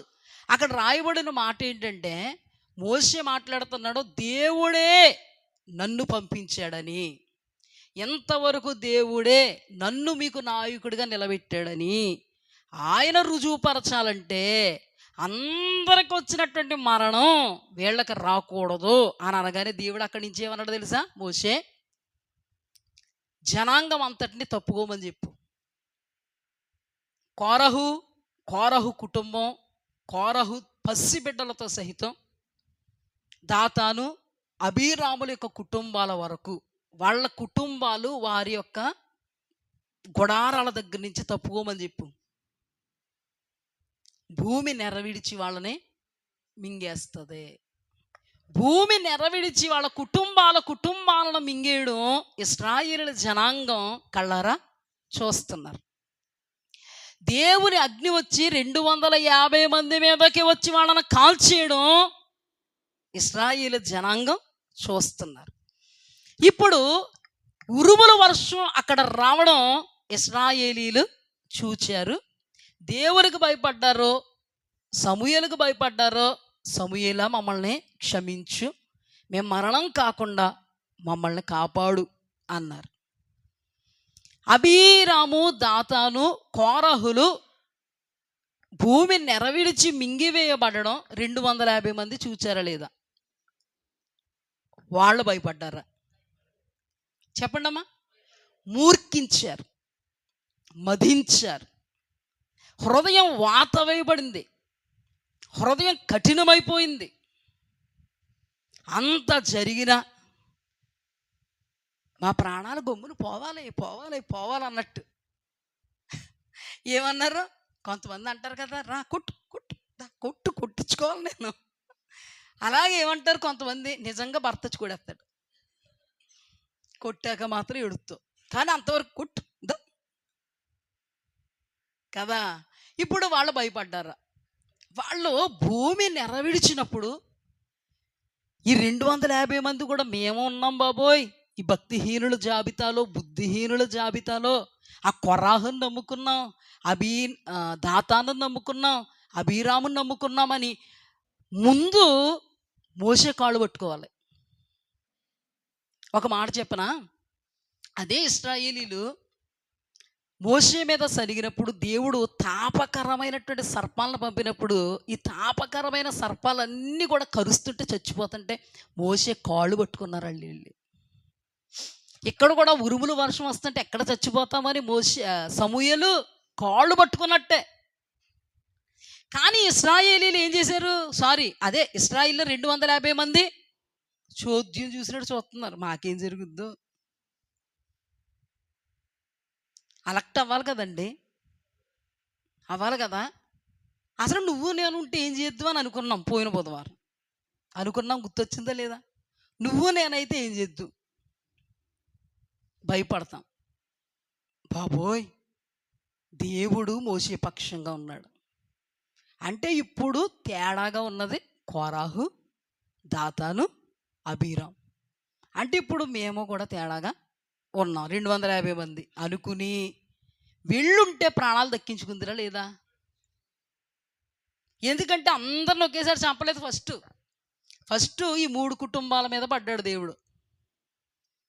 కానీ వీళ్ళు అలా ప్రవర్తించలేదు. తర్వాత ఏం జరిగిందంటే అగ్ని వచ్చి కాల్చేసింది. ఇప్పుడు జాగ్రత్తగా గమనించండి, ఈ 3 కుటుంబాలను ఎవరు చూశారు? 250 మంది. ఈ 3 కుటుంబాలను ప్లస్ 250 మందిని ఎవరు చూశారు? ఇశ్రాయేలీలు. వీళ్ళకి ఎంత దడపట్టాలి? వీళ్ళకి దడపట్టలేదు, అస్సలు భయం పుట్టలేదు. అస్సలు వీళ్ళు ఏమంటారండి, ఇంకా వాత వేయబడినటువంటి మనస్సాక్షి. వీళ్ళని ఏమంటారండి? భక్తిహీనులు. వీళ్ళని ఏమంటారండి? బుద్ధిహీనులు. వీళ్ళని ఏమంటారండి? బుద్ధి లేని కన్యక, విడవబడినటువంటి అనుభవాలు ఉన్నవాళ్ళు. ఇలాంటి వాళ్ళకి ఇంకా ఎప్పటికీ ఏం రాదు? బుద్ధి రాదు. వీళ్ళని దేవుడంట భ్రష్టాత్మకు అప్పగించేస్తాడు. వీళ్ళని దేవుడు కీడుకు అప్పగించడానికి వాళ్ళ హృదయాల్ని కఠినపరుస్తాడు. ఎందుకు కఠినపరుస్తాడు అంటే వాళ్ళ వైఖరి మారదు, వాళ్ళ తీరు మారదు, వాళ్ళ పద్ధతి మారదు. ప్రియ దేవుని సంగమా, దేవుడు అంత వాక్యాన్ని ప్రబోధిస్తూ ఉన్నప్పుడు నువ్వు మార్చుకోవలసిన తీరుంది, నువ్వు మార్చుకోవలసినటువంటి పద్ధతులు ఉన్నాయి, నువ్వు మార్చుకోవలసినటువంటి వైఖరులు, విధి విధానాలు ఉన్నాయి. అయితే నువ్వు ఆ వాక్యం దగ్గరకు వస్తూ ఉన్నప్పుడు నువ్వు ఎప్పటికే మార్చుకున్నావా, ఇంకనూ మూర్ఖించి అలాగే దైవ వాక్యానికి విరోధంగా ప్రవర్తిస్తున్నావా? అలాగైతే నువ్వు భక్తిహీనుల జాబితాకు, బుద్ధిహీనుల జాబితాకు, ఇసుక మీద ఇల్లు కట్టుకున్న బుద్ధిహీనుని జాబితాకు, విడవబడిన బుద్ధి లేని కన్య కనబడేటువంటి జాబితాకు నువ్వు బాగా మ్యాచ్ అవుతావు, సెట్ అవుతావు. లేదు దేవుని వాక్యం వస్తున్న దగ్గర నుంచి నా మాట మారింది, నా తీరు మారింది, నా ప్రవర్తన మారింది, నా పరిస్థితి మారింది, టోటల్గా నా సాక్ష్యం మారింది అని నీవు యథార్థంగా దేవుని ఎదుట చెప్పగలిగే కెపాసిటీ నీకు ఉందా? నిత్య రాజ్యానికి వారసుడువు వారసురాలు అవడానికి దేవాది దేవుడు మీ ఎడల ఉద్దేశాన్ని కలిగి ఉన్నాడు. కానీ ఆ 250 మందిని చూసి 3 కుటుంబాలను చూసినటువంటి ఇశ్రాయేలీయులు ఏమన్నారు తెలుసా? ఓయ్ మోషే, ఓయ్ అహరోను, మీరే చంపేశారు మా ఓళ్ళని. ఏంటమ్మా? మీరే చంపేశారు మా ఓళ్ళని, మీరే కారణం వాళ్ళు చచ్చిపోవడానికి, వాళ్ళు అలాగైపోవడానికి కారణం మీరే మీరే మీరే మీరే అనేటట్టుకు వచ్చింది. నేను అన్నాను కదా, దైవజనుడిని పిన్టు పిన్ని ఎవరు చూసుకుంటారు? దేవుడే చూసుకుంటారు. అంతే వచ్చేసిందంటే పంపేసాడు దేవుడు. ఉగ్రత వచ్చేసింది, రోగం మొదలైపోయింది, ఫట్ ఫట్ ఫట్ మంది చచ్చిపోతా ఉన్నారు. దీన్ని చూస్తూ ఉన్నారు సేవకులు. హల్లెలూయా! దేవుని ఏర్పాటు ఉంటుందండి. హల్లెలూయా! నువ్వు దైవజనుని ఏమైనా ఆ దైవజనుడు దేవుని ఎదుట యథార్థంగా సేవ చేస్తున్నవాడైతే నీ క్షేమాన్ని కోరుకుంటాడు, కానీ నీ క్షేమాన్ని కోరుకోవడం. హల్లెలూయా! వాళ్ళ క్షేమాన్ని కోరుకుని మోషే అంటాడు అహరోనుతో, అహరోను, దేవుని కోపం దిగొచ్చింది, అదిగదిగో రోగం వాళ్ళను మొత్తుతుంది, ఒక్కొక్కరు చచ్చిపోతున్నారు. అహరోను ధూపార్తన చేత పట్టుకో. హల్లెలూయా! అంత పెద్ద వయసులో ఉన్నవాళ్ళు కూడా దేవుడు ఏర్పాటు అనబడేటువంటి ఇశ్రాయేలీయుల జనాంగం బ్రతుకు నిమిత్తం పరుగులెడుతున్నారు. హల్లెలూయా! చచ్చిన వాళ్ళకి బతికిన వాళ్ళకి మధ్యలో ఉండి అహరోను ధూపం వేస్తే దేవుని కోపం ఆగింది. హల్లెలూయా! దేవుణ్ణి చూసుకొని బ్రతుకుతున్నటువంటి దైవజనుడు నీకున్నాడా? నువ్వు క్షేమంలో ఉన్నావు. హల్లెలూయా! దేవుడు కోపమే నీ మీదగా దిగొచ్చిన ఆ కోపాన్ని ఆపగలిగేటువంటి కెపాసిటీ ఆ దైవజనుడికి ఉంది. హల్లెలూయా! అయితే ఇంకా మీరు ప్రవర్తిస్తున్నావా? మోషే సమూయేలులు కూడా ఏమీ చేయలేరు. ఇది దేవుడు నీకు ఇస్తున్నటువంటి తరుణం, ఇది దేవుడు నీకు ఇస్తున్నటువంటి సమయం, ఇది దేవుడు నీకు చేస్తున్నటువంటి చివరి హెచ్చరికేమో. జాగ్రత్త సుమా. అన్నీ చూస్తాం, అన్నీ అనుభవిస్తాం, అన్నిటిలో ఆనందిస్తాం, కృతజ్ఞత కూడుకు పెట్టుకుంటాం, కానీ ఎంతవరకు కలిగిందని గట్టిగా పట్టుకున్నావా? వెంటనే మర్చిపోయావా? ఏం చేశాడు, ఇంకేమో చెయ్యాలి, ఏమీ చేయట్లేదు అని అనుభవంలో ఉన్నావా? అప్పుడు చేశాడు, ఇప్పుడు చేసి చూపుతాడు, రేపు చేయబోతున్నాడు అని విశ్వాసంలో ఉన్నావా? దేవుని బిడ్డ, నీకు కావాల్సింది ఏంటో తెలుసా? నీ దేవుడు నిన్న నేడు నిరంతరం ఏకరీతిగా ఉన్నాడు. ఆయన కోరుకుంటున్నాడు నిన్న నేడు నిరంతరము నీ జీవితంలో కార్యాలు జరిగించడానికి సమర్థుడు. ఆయన వాక్య పరిధులు నీవు కడవరుకుంటే, హల్లెలూయా, కలిగిన దాన్ని నువ్వు గట్టిగా పట్టుకుంటే, హల్లెలూయా, నీ దేవుడు శక్తిమంతుడు, అతీత కార్యములు చేయవాడు. ఆయన ఎన్నటికి నిన్ను విడువడు, ఎన్నటికి నిన్ను త్రోసివేయుడు, ఎన్నటికి నిన్ను కాలదన్నాడు. ముదిమి వచ్చు వరకు నిన్ను ఎత్తుకుంటాడు. నిత్య రాజ్య మహిమను నిలబెట్టేంత వరకు ఈ లోకానికి నీకు అండై కొండై సర్వమై సమస్తమై నిత్య రాజ్య మహిమకు నిన్ను పాత్రులుగా చేసేంత వరకు సర్వశక్తుడు నీకు తోడై ఉన్నాడు. హల్లెలూయా! నీ దేవుడు ఆషామాషి కాదు, నీ దేవుడు అల్లాటప్ప దేవుడు కాదు. ఒక మాటలో చెప్పాలంటే ఉత్తుత్తు దేవుడు. అసలు నీ దేవుడు ఉత్తుత్తు దేవుడా? హల్లెలూయా! దేవునికి స్తుతి కలుగుగాక. అలనాడు ఇశ్రాయేలీయుల జనాంగము దేవుని ఏర్పాటులో దేవుని యొక్క చిత్తములో ఉన్నంతసేపు నలుదెసల రాజ్యాలు రాజులు వణికేయండి. ఈరోజు నా మాట బట్టి నీకు చెప్తున్నాను, నీ దేవుడు పక్షపు వాడిగా నీవు ఉంటే శత్రువు నిన్ను చూసి వణుకుతాడు. హల్లెలూయా. అంధకార శక్తులు వణుకుతాయి. ఈ లోకములో మనుష్యుడు నీకు శత్రువా?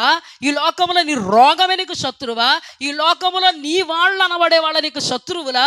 ఏది నిన్ను వేదనకు గురి చేస్తున్నా, ఏది నిన్ను చింతింపజేస్తున్నా, ఏది నిన్ను దుఃఖపెడుతున్నా, ఏది నిన్ను అతలకుతలం చేస్తున్నా, ప్రతి దానిలో నుండి దేవుని నామ మహిమార్థమే సంగమా దేవుడు నిన్ను లేపడానికి సమర్థుడు.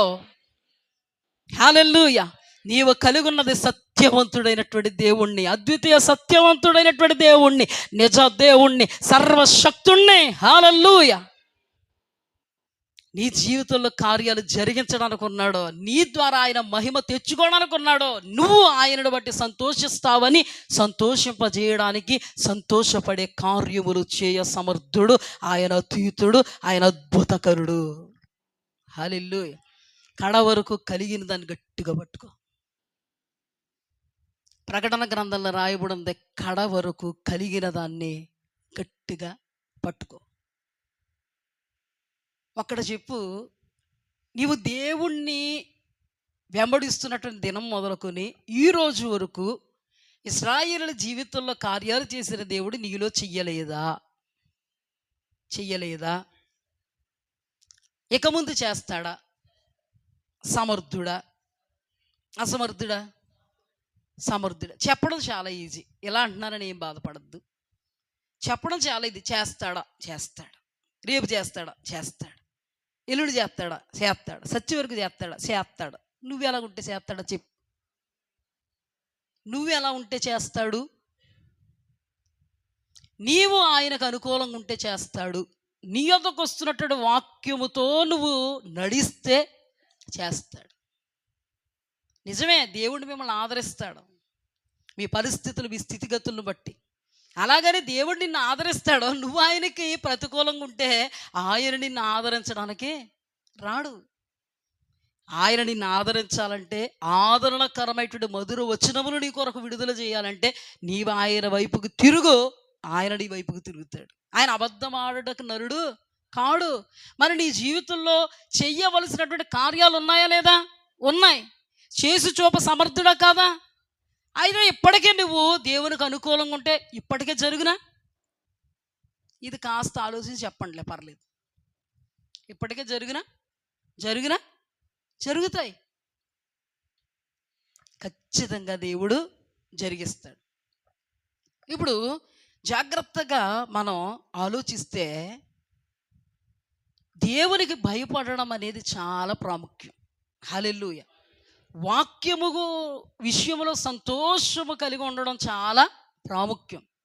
ఎక్కడికక్కడ విన్న వాక్యాన్ని విశ్వసించి అమలుపరచడం మరీ ప్రాముఖ్యం. మనకు కలిగిన దాన్ని కడ వరకు గట్టిగా పట్టుకోవాలి. అంటే వదలకూడదాన్ని,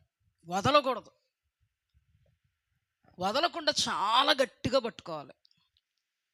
ఇంకొక పాయింట్ మీకు చెప్తాను. ఆ పాయింట్ ఏంటంటే, నిజానికి ఇంతమందిని చూస్తూ ఉన్నప్పుడు, అంటే ఇన్ని కేటగిరీస్ని చూస్తూ ఉన్నప్పుడు ఇశ్రాయేలీలకి భయం ఎందుకు పుట్టలేదు? నీకు నాకు పుడుదునా పుట్టకపోదునా? ఇందులోనే ఉంది మ్యాటర్. చెప్పండి. ఇప్పటికే భయం పుట్టిందా? ఇప్పటికే భయం పుడుతుందా? వాక్యం అంటే భయం వేస్తుందా? వాక్యం అంటే నిజంగా దేవుడు మాట్లాడుతున్నాడు అనిపిస్తుందా? ఒక్కసారి మనం ఇశ్రాయేలు జనాంగం దగ్గరికి వెళ్దాం. కోరహును చూశారు 250 మంది. వాళ్ళు చూస్తుంటే ఏమనిపిస్తుందంటే మనకి, అమ్మ బాబోయ్ ఇంత రాతిగుండే అనిపించిందా లేదా? ఒక మాట అనిపించిందా? ఆ తర్వాత మిగతా ఇశ్రాయేలీలు ఈ 2 సందర్భాలు చూసారా? చూస్తే మళ్ళంటి వాళ్ళు వెంటనే సరెండర్ అయిపోతాం. సరెండర్ అయిపోయేలాగా ఉన్నారు లేదా? ఆలోచించుకోండి. ఎవరన్నా ఇద్దట్లో ఉన్నారు, ఆలోచించుకోండి. సరెండర్ అయితే పర్లేదు, మనం బాగానే ఉన్నాం. కానీ వాళ్ళు మనలా లేరే. ఎలా ఉన్నారు? నిర్భయంగా ఉన్నారు. మరుసటి రోజు మాట్లాడుతున్నారు ఇంత విని చూచి ఏమని మాట్లాడుతున్నారంటే, మీరే చంపేశారు మా ఊళ్ళని, మీరు కొరింథీయులకు రాసిన పత్రిక 10వ అధ్యాయంలోకి వెళితే పౌలు భక్తుడు అంటున్నాడు, వాళ్ళ వలె మీరు ఉండొద్దు. అంటే వాళ్ళు ఏమి చూసి అలా ఉన్నారు? దేవుణ్ణి చూచారు, దైవజనుని చూచారు, అద్భుతాలు చూశారు, ఆశ్చర్య మహాశ్చర్య సూచక్రియలు చూశారు, అయినా కానీ అవిధేయులై పోయారు. హెబ్రీయులకు రాసిన పత్రిక పోయిన వారం పాస్టర్ గారు ఆదివారం చూపించారు. వాళ్ళు విశ్వసించలేక ఏమైపోయారు? ఈ బ్యాచ్ గురించి అన్నీనే. ఏ బ్యాచ్ గురించి? ఇశ్రాయేలు జనాంగం గురించే, అంటే విశ్వాస జనాంగం గురించే. ఈ విశ్వాస జనాంగం ఎవరు అని నేను అంటున్నానంటే, వీళ్ళు భక్తిహీనులు. ఎవరండి? దేవుని వాక్యంలో సామెతల గ్రంథంలో 16వ అధ్యాయంలో రాయబడింది, భక్తిహీనులు కొరకంట నిత్య నరకాగ్ని సిద్ధం చేయబడి ఉందంట. మీరు ఎవరినైనా జాగ్రత్తగా గమనించండి. ఇప్పుడు నేను చెప్పిన దాన్ని అంతటిని టచ్ చేసుకుని వస్తాను. మనం అపోస్తుల కార్యాల్లో ధ్యానాంశంలో ఇక్కడ భక్తిపరులు ఉన్నారు, భక్తిహీనులు ఉన్నారు. ఉన్నారా? భక్తిపరులు ఏం చేశారు? సంతోషించారు, దేవుని వాక్యాన్ని నమ్మారు, మహింపరిచారు. ఇప్పుడు భక్తిహీనులు ఏం చేశారు? అస్సలు అంతమంది దైవజనుడు చెప్పిన వాక్యాన్ని బట్టి మగ్ధులైపోతుంటే వీళ్ళకు మాత్రం రివర్సలో జరుగుతుంది. రివర్సలో జరిగిందా? అలాగే కొరింథీయులకు రాసిన పత్రిక 10వ అధ్యాయంలో, మొదటి కొరింథీయులు 10వ అధ్యాయంలో పౌలు గారు ఎవరి గురించి చెప్తున్నారు? ఇశ్రాయేలు గురించే. వాళ్ళు కూడా ఆది నుండి దేవుడు చేసిన అద్భుత ఆశ్చర్య మహాశ్చర్య సూచక్రియలు చూచి గెద్ద రెక్కలతో మోసినట్లుగా మోసి, కోడి తన రెక్కల నీడలో పిల్లలను భద్రపరిచినట్టుగా భద్రపరిచి, వారి బట్టలు చిరిగిపోక పాదరక్షలు అరిగిపోక పెంచి పోషించి సంరక్షిస్తే వాళ్ళు ఏమన్నారు? మేము వెళ్ళిపోతాం. ఎక్కడికి? అంటే అన్ని విన్నవాళ్ళు వెళ్ళిపోతాం అంటారా? అన్నారంటే వాళ్ళు తేడాయా కాదా? తేడా అంటే ఏం కాదు, భక్తిహీనులు. భక్తిహీనులు అంటే ఏంటో తెలుసా? దేవుని శక్తిని చూచియు చూడనట్టుగా బ్రతికిన వాళ్ళే భక్తిహీనులు. ఒక మాట చెప్పనా? పాస్టర్స్ ఉన్నారే, హొఫ్ని ఫినోహసులు, దేవుని ఎరిగియు ఎరగనట్టుగా బ్రతికారు. అంటే దేవుని వాక్యం ఇలా చెయ్యకూడదు అని చెప్పినను చెయ్యకూడని పనులు చేశారు. వాళ్ళే భక్తిహీనులు. దేవుని వాక్యంలో రాయబడింది, బలి చేతనైనా నైవేద్యం చేతైనా వాళ్ళ పాపానికి ఇంకా, అంటే మోషే సమయంలో వచ్చి ప్రార్థన చేసినా వాళ్ళ పాపానికి ఇంకేం లేదు. ఇప్పుడు కొరింథీయులకు రాసిన పత్రిక 10వ అధ్యాయంలో, మొదటి కొరింథీయులు 10వ అధ్యాయంలో, మరి వాళ్ళ అరణ్యంలో ఎందుకు రాలిపోయారు? మోషే సమయంలో వచ్చి వాళ్ళ కోసం ప్రార్థన చేసిన దేవుడు ఆలకిస్తాడా? అందుకే 16వ అధ్యాయంలో ఏమన్నాడు? సంఖ్యాకాండం 16వ అధ్యాయంలో వేగు చూసేటువంటి సందర్భంలో 14వ అధ్యాయంలో నేను ప్రమాణం చేశా, వీళ్ళు విశ్రాంతిలో ప్రవేశించరని. అంటే వీళ్ళు దేనిని బట్టి దేవుడు ఆ నిర్ణయం తీసుకున్నాడో జాగ్రత్త, ఈ పాయింట్ చాలా ప్రాముఖ్యం. దేనిని బట్టి ఇశ్రాయేలు విషయంలో దేవుడు ఈ నిర్ణయం తీసుకున్నాడు, వీళ్ళు విశ్రాంతిలో ప్రవేశించరని నేను ప్రమాణం చేశాను. ఒక మాటలో చెప్పాలంటే వాళ్ళకి ఏ మనసు ఇచ్చాడు దేవుడు? భ్రష్ట మనసు. వాళ్ళకి ఏ మనసు ఇచ్చాడు? మూర్ఖపు మనసు. వాళ్ళకి దేవుడు ఎందుకు ఆ మనసుకు అప్పచెప్పేశాడు అంటే, కుక్క తన వాంతికి తిరిగినట్టుగా తిరిగితే కడగబడిన పంది మరల బురదలో పొరలాడేటువంటి పరిస్థితి నీలో ఉంటే ఖచ్చితంగా నిన్ను దేవుడు ఆ స్థితికి అప్పచెప్తాడు. ఇశ్రాయేలు జనాంగంలో ఉందా లేదా? దేవుడు ఏదన్నా మేలు చేస్తే దేవునికి స్తోత్రము చెప్పండి, గానము చేయుటయే మంచిది. ఏమన్నా తేడొస్తే, మోషే సమాధులు లేవా? ఒకవేళ అలా ఉన్నామేమో, ఇది చాలా ప్రాముఖ్యం. అందితే జుట్టు అందకపోతే కాళ్ళు అంటారు, అంటే లోక సామెత. మన సామెత ఏంటంటే, ఇశ్రాయేలు జనాంగం అన్నీ అయిపోతే దేవునికి స్తుతి, మరుక్షణం ఏదన్నా ఆగిపోతే మేము ఆగిపోతాం. ఎక్కడ ఆగిపోతారు? ఎక్కడ ఆగిపోతాం? ఎక్కడికి వెళ్ళిపోతారు? ఎవరిని ఒకరిని ఏర్పాటు చేసుకుని వెళ్ళిపోతాం. ఎవరు లేకపోతే దూడే.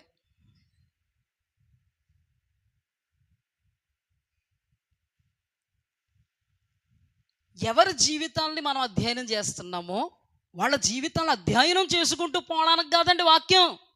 కాస్త ఆగి అటువంటి జీవితం నాలో ఉందా అని ప్రశ్నించుకుంటే పరమార్థం మనకు ఉంటుంది.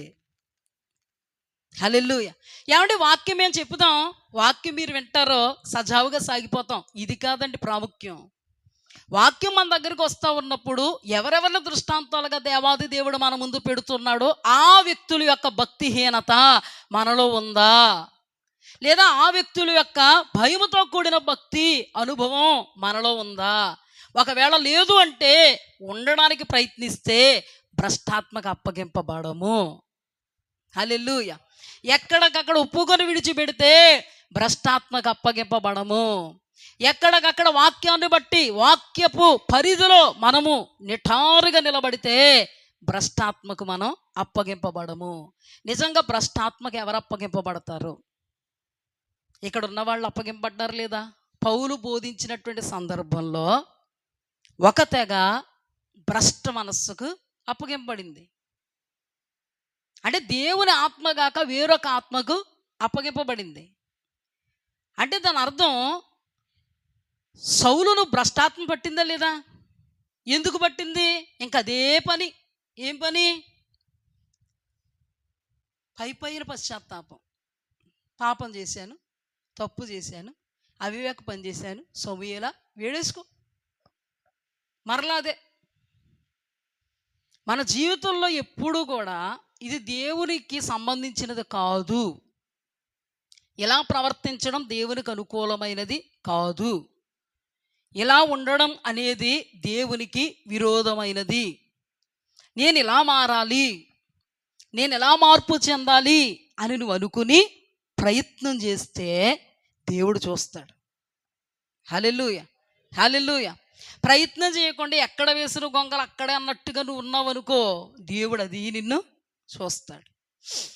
నువ్వు ఉండకూడనట్టుగా ఉండడం దేవుడు కానీ చూశాడు అనుకో, పరిగణలోకి తీసుకున్నాడు అనుకో, అంటే తీసుకోకుండా ఉండడు ఆయన, కానీ నీ పాపం పండిందనుకో, దేవుడు నిన్నేం చేస్తాడో భ్రష్ట మనస్సుకు అప్పచెప్తాడు. మీకు అర్థమైందా? అర్థమైందా? ప్రతిదానికి కర్త కర్మ క్రియ వాక్యమే. భ్రష్టాత్మకు నువ్వు అప్పగింపబడడానికి కారణం వాక్యానికి విరోధంగా ఉండడం, వాక్యాన్ని గ్రహించుకోక పోవడం, వాక్యం పట్టదన్నట్టుగా ఉండడం, దేవుడు నిత్యరాజ్య మహిమను పొందుకోవడానికి ఏర్పాటు చేసిన సహవాసాన్ని నువ్వు కాలదన్నడం. ఇవన్నీ కూడా కొన్ని వాక్యాల్లో నుంచి మీకు చూపిస్తాను. చూపించి మనం ముగించుకుందాం. రోమీయులకు రాసిన పత్రిక 1వ అధ్యాయం. నేను చదువుతాను, జాగ్రత్తగా వినండి అమ్మా. ఇంటికి వెళ్ళిన తర్వాత మీరు చదువుకోండి జాగ్రత్తగా. నేను ఇప్పటి వరకు చెప్పిన మాటలు చూపిస్తాను, మీకు వివరిస్తాను. సమయం అయిపోతే వచ్చే వారం కూడా చెప్పుకుందాం, ఇబ్బంది ఏం లేదు. 1వ అధ్యాయం 18వ వచనం. 1వ అధ్యాయం 18వ వచనం. దుర్నీతి చేత సత్యమును అడ్డగించు మనుష్యుల యొక్క సమస్త భక్తిహీనత మీదను దుర్నీతి మీదను దేవుని కోపం పరలోకము నుండి బయలుపరచబడుచున్నది. ఎందుకనగా దేవుని గూర్చి తెలియ సఖ్యమైనదేదో అది వారి మధ్య విషదమై ఉన్నది, దేవుడు అది వారికి విషదపరిచెను. 21. మరియు వారు దేవుని ఎరిగి ఆయనను దేవునిగా మహిమపరచలేదు, కృతజ్ఞతాస్తుతులు చెల్లింపలేదు, కానీ తమ వాదములు యందు వ్యర్థులైరి. 24. ఈ హేతువు చేత వారు తమ హృదయముల దురాశలను అనుసరించి తమ శరీరములను పరస్పరము అవమానపరుచుకున్నట్లు దేవుడు వారిని అపవిత్రతకు అప్పగించెను. ఎవరిని అప్పగించాడు దేవుడు అపవిత్రతకు? అపవిత్రత దేనికి సంబంధించింది? పరిశుద్ధాత్మకు సంబంధించిందా? దురాత్మ అనబడే సాతానాత్మకు సంబంధించిందా? దేవుడు వారిని అపవిత్రతకు అప్పగించెను. ఎందుకు అప్పగించాడు? ఎందుకు చెప్పాడంటే 21. మరియు వారు దేవుని ఎరిగి ఆయనను దేవునిగా మహిమపరచలేదు. 18. దుర్నీతి చేత సత్యమును అడ్డగించు మనుష్యుల యొక్క సమస్త భక్తిహీనత మీదను దుర్నీతి మీదను దేవుని కోపం పరలోకము నుండి బయలుపరచబడుచున్నది. ఇప్పుడు చూడండి, భక్తిహీనుల మీదకి దేవుని కోపం ఎక్కడి నుంచి వస్తుందండి? పరలోకంలో నుండి. ఒక్కసారి మీ అందరికీ తెలిసిన వాక్యం నేను అడుగుతాను, చెప్పండి. కోరహు భక్తిహీనుడా కాదా? ఇప్పటి వరకు చెప్పిన వాక్యాన్ని బట్టి కోరహు భక్తిహీనుడా కాదా? భక్తిహీనుడా కాదా? దేవుని కోపం పరలోకం నుండి ఆయన మీదకి వచ్చిందా లేదా? దాతాను భక్తిహీనుడా కాదా? వచ్చిందా లేదా? అబీరాం భక్తిహీనుడా కాదా? వచ్చిందా లేదా? ఇశ్రాయేలుల జనాంగం భక్తిహీనులా కాదా? కొరింథీ రాసిన పత్రికలో వాళ్ళ వలె మనం ఉండొద్దు, వాళ్ళు అరణ్యంలో రాలిపోయారు. ఎందుకు అరణ్యంలో రాలిపోయారు? వాళ్ళ భక్తిహీనత, వాళ్ళ అవిధేయత. అంటే దాని అర్థం ఏంటంటే కుక్క తన వాంతికి తిరిగినట్టుగా తిరిగారు. కడగబడిన పంది బురదలో పొర్లాడినట్లుగా పొర్లాడారు. ఒకటి, వాళ్ళకి వాక్యం విశదపరచలేదా మోషే ద్వారా? చెప్పండి. ఇక్కడ కొరాహుకు కానీ, అబీరాముకు కానీ, దాతానికి కానీ, అక్కడ ఉన్న ఇశ్రాయేలు ప్రజలకు కానీ ఆ సిచ్యువేషన్లో వాక్యం తెలీదా? దేవుడి ఏర్పాటు అంటే ఏంటో తెలీదా? దేవుడు ఏర్పాటు చేసుకున్నారు వీళ్ళని తెలీదా? ఆది నుండి వాళ్ళే నడిపిస్తున్నారని తెలీదా? ఇంతవరకు వాళ్ళే నడిపించారని తెలీదా? అంతవరకు మోసే పక్షపు వాడే దేవుడు ఇశ్రాయేలుని ఎలాగ నాశనం చేశాడో తెలీదా? అంతవరకు తెలుసు. అందుకే దేవుని వాక్యంలో వారికి విశదపరచబడినను వాళ్ళ దాన్ని పట్టించుకోలేదు. ఇక్కడ కూడా మన ధ్యానాంశంలో పౌలు గారు ద్వారా వారికి విశదపరచబడినను వాళ్ళు, ప్రియ దేవుని సంగమా, దేవుడు ప్రేమించి దైవజనుల ద్వారా నీకు విశదపరుస్తున్నను, నీకు అర్థం కావట్లేదా? నువ్వు మరలా వెనకగా తిరిగేటువంటి అనుభవంలో ఉంటున్నావా? దేవుడు అంటే ఏంటో, దేవుని ఏర్పాటు అంటే ఏంటో, దేవుని ఏర్పాటులో నుండి విశదపరచబడుతున్నటువంటి వాక్యం ఏంటో, ఆ వాక్యం ఏం సెలవిస్తుందో, ఎలా ఉండమంటుందో, ఎలా ఉండొద్దు అంటుందో అది నీకు తెలియదా? తెలిసి తెలియలేనట్టుగా బ్రతికిన వాళ్ళను దేవుడు అపవిత్రతకు అప్పగిస్తాడు. బాగా గుర్తుపెట్టుకోండి, ఇది ఆషామాషి వ్యవహారం కాదు. మన ఆత్మకు రెండు దారులు. ఒకటి, భక్తిపరులుగా భయముతో కూడిన భక్తి కలిగినటువంటి వారమగా, బుద్ధి కలిగిన వారమగా భక్తిపరులుగా ఉన్నామా, మన ఆత్మ పరలోకం చేరుద్ది. మన ఇష్టం వచ్చినట్టుగా అన్నీ తెలిసినా తెలియలేనట్టుగా ఉన్నామా, మన ఆత్మ నరకాగ్ని పాలైపోద్ది. ఏంటండి తెలియడం, ఏంటండి తెలియపోవడం కాదు, ఇక్కడ వాక్యం చెప్తున్నదే నీకోసం. హల్లెలూయా. దేవుడికి తెలుసు ఎరడోని క్యాంపస్ సంఘంలో నిన్ను దేవుడు నాటాడు. అందుకే దేవుడు అమితంగా నిన్ను ప్రేమించి సహవాసానికి రమ్మని పిలిచిన వాడు నమ్మదగిన వాడు. హల్లెలూయా. ఎందుకంటే వాక్యము వాక్యము వాక్యము వాక్యము, ఈ వాక్యమే శరీరధారిగా కృపాసత్య సంపూర్ణుడిగా మన మధ్యలోకి వచ్చి, ఆ వాక్యమే మార్గమై సత్యమై జీవమై, ఆ వాక్యమే నిన్ను నిత్య రాజ్యానికి నడిపించేటువంటి బాటయై, ఆ వాక్యమే నిత్య రాజ్య మహిమలో చేర్చేటువంటి ఒక అద్భుతమైనటువంటి సాధనమై నీకు ప్రకటింపబడుతుంది. హల్లెలూయా. చూడండి ఇక్కడ 26 రోమీయులకు రాసిన పత్రిక 1వ అధ్యాయం 26 వచనం.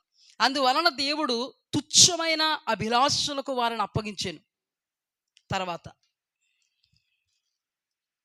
28, మరియు వారు తన మనస్సులో దేవునికి చోటియ్యనొల్లకపోయిరు గనుక చెయ్యరాని కార్యములు చేయుటకు దేవుడు భ్రష్ట మనస్సుకు వారిని అప్పగించెను. ఎవరికి చోటు ఇవ్వలేదండి? దేవునికి చోటు ఇవ్వలేదు. దేవుడు అంటే ఎవరన్నాను? వాక్యం. ఆ వాక్యమే మోషే ఎవరికి చెప్పారు? ఇశ్రాయేలీలకి. ఆ వాక్యమే కోరాహుకు తెలుసు. ఆ వాక్యమే అబీరాము దాతానులకి తెలుసు. 250 మందికి తెలుసు. అంత దగ్గరుండి చూసినటువంటి ఇశ్రాయేలు జనాంగానికి తెలుసు. మదించి ప్రవర్తించినందున ఏమయ్యారు? ఆ ఆత్మకి. అసలు వాళ్ళు అంత కఠినమైన మనస్సును అక్కడ కలిగి ఉండడానికి ఏంటో తెలుసా కారణం? సంఖ్యాకాండం 14 అధ్యాయంలోనే చెప్పేసాడండి. పాయింట్ గుర్తుపెట్టారా? సంఖ్యాకాండం 14 అధ్యాయంలో వేగులు చూసేటువంటి సందర్భంలో అర్థమవుతుందో మీకు? అయితే నేను మళ్ళీ నెక్స్ట్ బుధవారం చెప్తాను. అంటే మనం ఇప్పుడు అనుకున్నాం కదా, అయ్యయ్యో ఎంత కఠినమా, మనం అయితే ఇంత కఠినంగా ఉండలేం. అయ్య బాబోయ్, దేవుడే మరణానికి అప్పు చెప్తే, అగ్నిని పంపిస్తే, దేవుడే భూమి నెరవిడిచి వాళ్ళని మింగేయని ఆజ్ఞాపిస్తే మనల్ని దేవుడు ఏమైనా చేయడా? మనం భయపడతాం కదా. అయ్యయ్యో వాళ్ళకి అంత మనస్సు ఎలాగొచ్చేసిందంటే, వాళ్ళకి ఏ మనస్సు వచ్చేసింది వాళ్ళకి? ఎప్పుడు వచ్చేసింది తెలుసు? ఈ మనసు ఎప్పుడు ఇచ్చేసాడో తెలుసా? సౌలుకి భ్రష్ట మనసు ఇచ్చేసాడా లేదా? వీళ్ళకి ఎప్పుడు ఇచ్చేసాడో తెలుసా? ఎప్పుడు డిక్లేర్ అయిందో తెలుసా? ఇది సంఖ్యాకాండ 14 అధ్యాయంలో వేగులు చూచేవాళ్ళు వేగు చూడడానికి వెళ్ళినప్పుడు 10 మంది చెడ్డ సమాచారం తెచ్చారు, 2 మంచి సమాచారం తెస్తే 2 మంచి సమాచారం పట్టినట్టుగా ఈ 10 మంది చెడ్డ సమాచారాన్ని బట్టి ఎలుగెత్తేడ్చారంట. అప్పుడు మాట్లాడి, ఎన్నాళ్ళ మట్టుకు వీళ్ళు నన్ను నమ్మకయుందురు, ఎన్నాళ్ళ మట్టుకు వీళ్ళు నన్ను అలక్ష్యం చేయుదురు, నేను నా విశ్రాంతిలో ప్రవేశింపరని నేను ఏం చేస్తున్నాను? ప్రమాణం చేస్తున్నాను. వీళ్ళు అరణ్యంలో రాలిపోతారు. ఆ తర్వాత నుంచి వాడు మనస్సు చూడండి, ఎంత భ్రష్ట మనస్సు.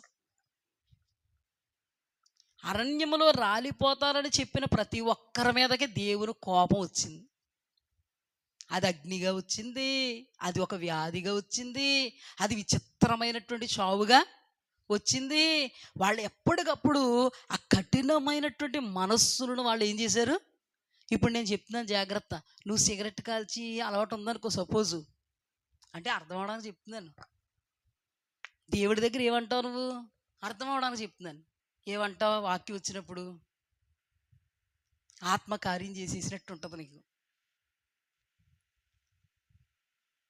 ప్రభా, ఇంకెప్పుడు నేను చెయ్యను నాయన, నన్ను క్షమించు. లేకపోతే ఓ విచారం చేసి కూడా ఉన్నాడు అనుకో సపోజ్, వాక్యం రాగానే ఏమనుకుంటాడు? బాబోయ్, వీటన్నిటిని నేను ఏం చేసేయాలి? త్రుంచేసుకోవాలి. తాగుబోతుడు ఉన్నాడు అనుకో, అంటే క్రైస్తవులు ఉంటారు కదా, వాళ్ళ గురించి ఉన్నాడు అనుకో, తాగుడు నేను మానేయాలి. విషపు చూపులు చూసి వాళ్ళు ఉంటారు కొంతమంది సంఘాల్లో. అలాంటి వాళ్ళు ఏమనుకుంటారు? అమ్మ బాబాయ్ నేను మానేయాలి. బూతులాడి వాళ్ళు ఉంటారు, నేను మానేయాలి. నిద్రపోతున్న వాళ్ళు ఉంటారు, నేను మానేయాలి. ఎవరిని వారలేని వాళ్ళు ఉంటారు, నేను మానేయాలి అనుకుంటారా? గడపిల్ల దాడతారు. ఏం దాడతారండి? ఈ గడపే ఇదే. మరుక్షణం మామూలు. మరుక్షణం నువ్వు మామూలు అయిపోతున్నావు అంటే దాని అర్థం ఏంటో తెలుసా? మారలేదు. నువ్వు ఎంత వాక్యం వచ్చినప్పుడు మారాలని అనుకున్నావు, కానీ మారలేదు. దేవుడు ఇస్తున్నటువంటి చివరి అవకాశం ఏమో ఇది. ఒకవేళ లేకపోతే దేవుడు ప్రమాణం చేస్తాడేమో చూడు, నా విశ్రాంతిలో ప్రవేశించవని. నువ్వు మానలేకపోతున్నావు, నువ్వు తీర్మానం తీసుకుంటున్నావు కానీ తీర్మానంలో నిలబడలేకపోతున్నావు. నా బుద్ధి సరిలేదు, మారిపోవాలని అనుకుంటున్నా. చిన్ని కాదండి ఇయ్యే. మన శుక్రవారం శరీర క్రియలు స్పష్టమై ఉన్నవి. శరీర కార్యాలను జరిగించి వాడు పరలోక రాజ్యంలో ప్రవేశించడం. అంటే ఇంతవరకు మనకు అర్థం అవ్వలేదేమో. వాక్యం అంతా చెప్పేసి మన బాధ, మన దృష్టి అంతా ఇశ్రాయేలీల మీద ఎలా చూస్తున్నారేమో, మనల్ని మనం చూసుకుందాం. ఏమంటో మాట చెప్పిన ఇశ్రాయేల్ కాదండి వాక్యం. ఎవరికండి? బాధపడకండి, మరి మంచిదే. ఇశ్రాయేల్ కాదండి వాక్యం, మనకే. మనము మారట్లేదనుకో, దీని అర్థం ఏంటంటే అప్పచెప్పేస్తాడు. అందుకే మీరు గుర్తుందా మీకు? దేవుని యొక్క ఆజ్ఞ మాట గైకొనలేదు, వెంటనే దురాత్మ వచ్చి పట్టుకుంది. ఇంత జరిగింది, వేరే రాజుని దేవుడు ఏర్పాటు చేసుకున్నాడు, నీ రాజ్యం నిలవదన్నాడు, అయినా కానీ భయం వచ్చిందా? మరుక్షణం కూడా తన వర్షన్ ఎలా ఉంది అంటే దాని అర్థం ఏంటంటే సౌలు వర్షన్ ఎలా ఉంది కాదు, నీ వర్షన్ ఎలా ఉంది? మారుతున్నావా? మారగలుగుతున్నావా? మరలా విసిరివేసిన దాన్ని కావాలని కోరుకుంటున్నావా? దాని అర్థం ఏంటంటే పెంటలో పాడేసిందని కావాలని తీసుకుని ఒడిలో పెట్టుకుంటున్నావా? దేవునికి ఇది చాలా అసహ్యం. మారు మనస్సుకు తగిన ఫలం ఫలించాలి, మారాలి, మార్పు చెందాలి. నేను చెప్తున్నాను, సంఘంలో అందరూ పరలోకం వెళ్ళరండి. వెళ్ళాలి అంటే కూడా దేవుడు ఒక అవకాశం ఇచ్చాడు, నువ్వు మారాలి. హల్లెలూయా. నీలో మార్పు రావాలి, వేళ్ళ మట్టుకు పెకిలించుకోవాలి. అందుకే నీకు శక్తి చాలదని దేవునికి కూడా తెలుసు. అందుకే నీ శక్తి ద్వారా, నీ బలము ద్వారా కాదు, దేవుని ఆత్మ సహాయం ద్వారా నీకు సాధ్యమవుద్ది. హల్లెలూయా. ఇక్కడ చూడండి, 28 మరియు తాము తమ మనస్సులో దేవునికి చోటియ్యనొల్లకపోయిరు గనుక చేయరాని కార్యములు చేయుటకు దేవుడు భ్రష్ట మనస్సుకు వారిని అప్పగించెను.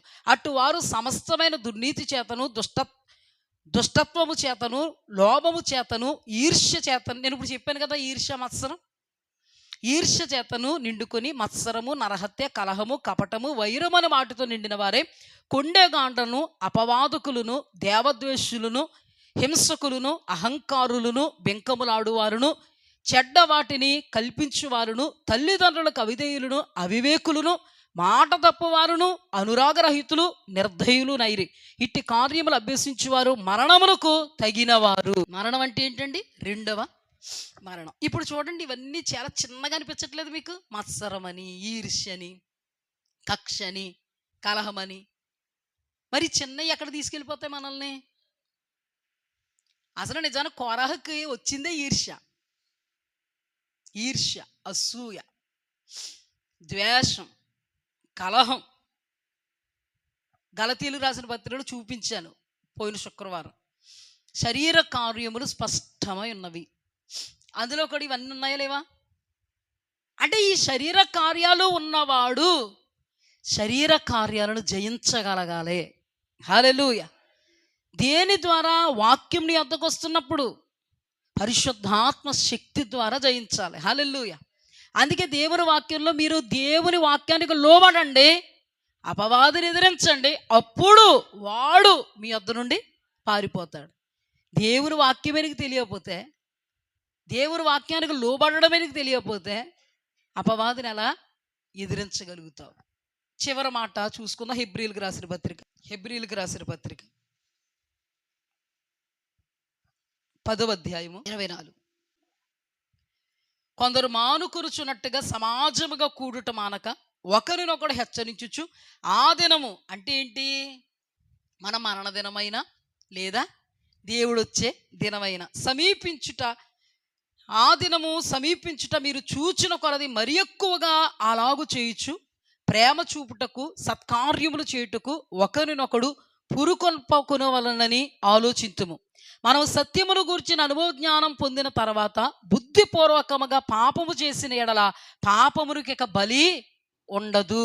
చూడండి, హొఫ్నీ ఫినోహోసులు బుద్ధిపూర్వకంగా పాపం చేశారా లేదా? ఎవరినన్నా చంపేశారా? చెప్పండి. వాళ్ళు చేసి పాపాలు లోకంలో దేవుని బిడ్డల్లో కూడా జరిగిపోతున్న పాపాలే.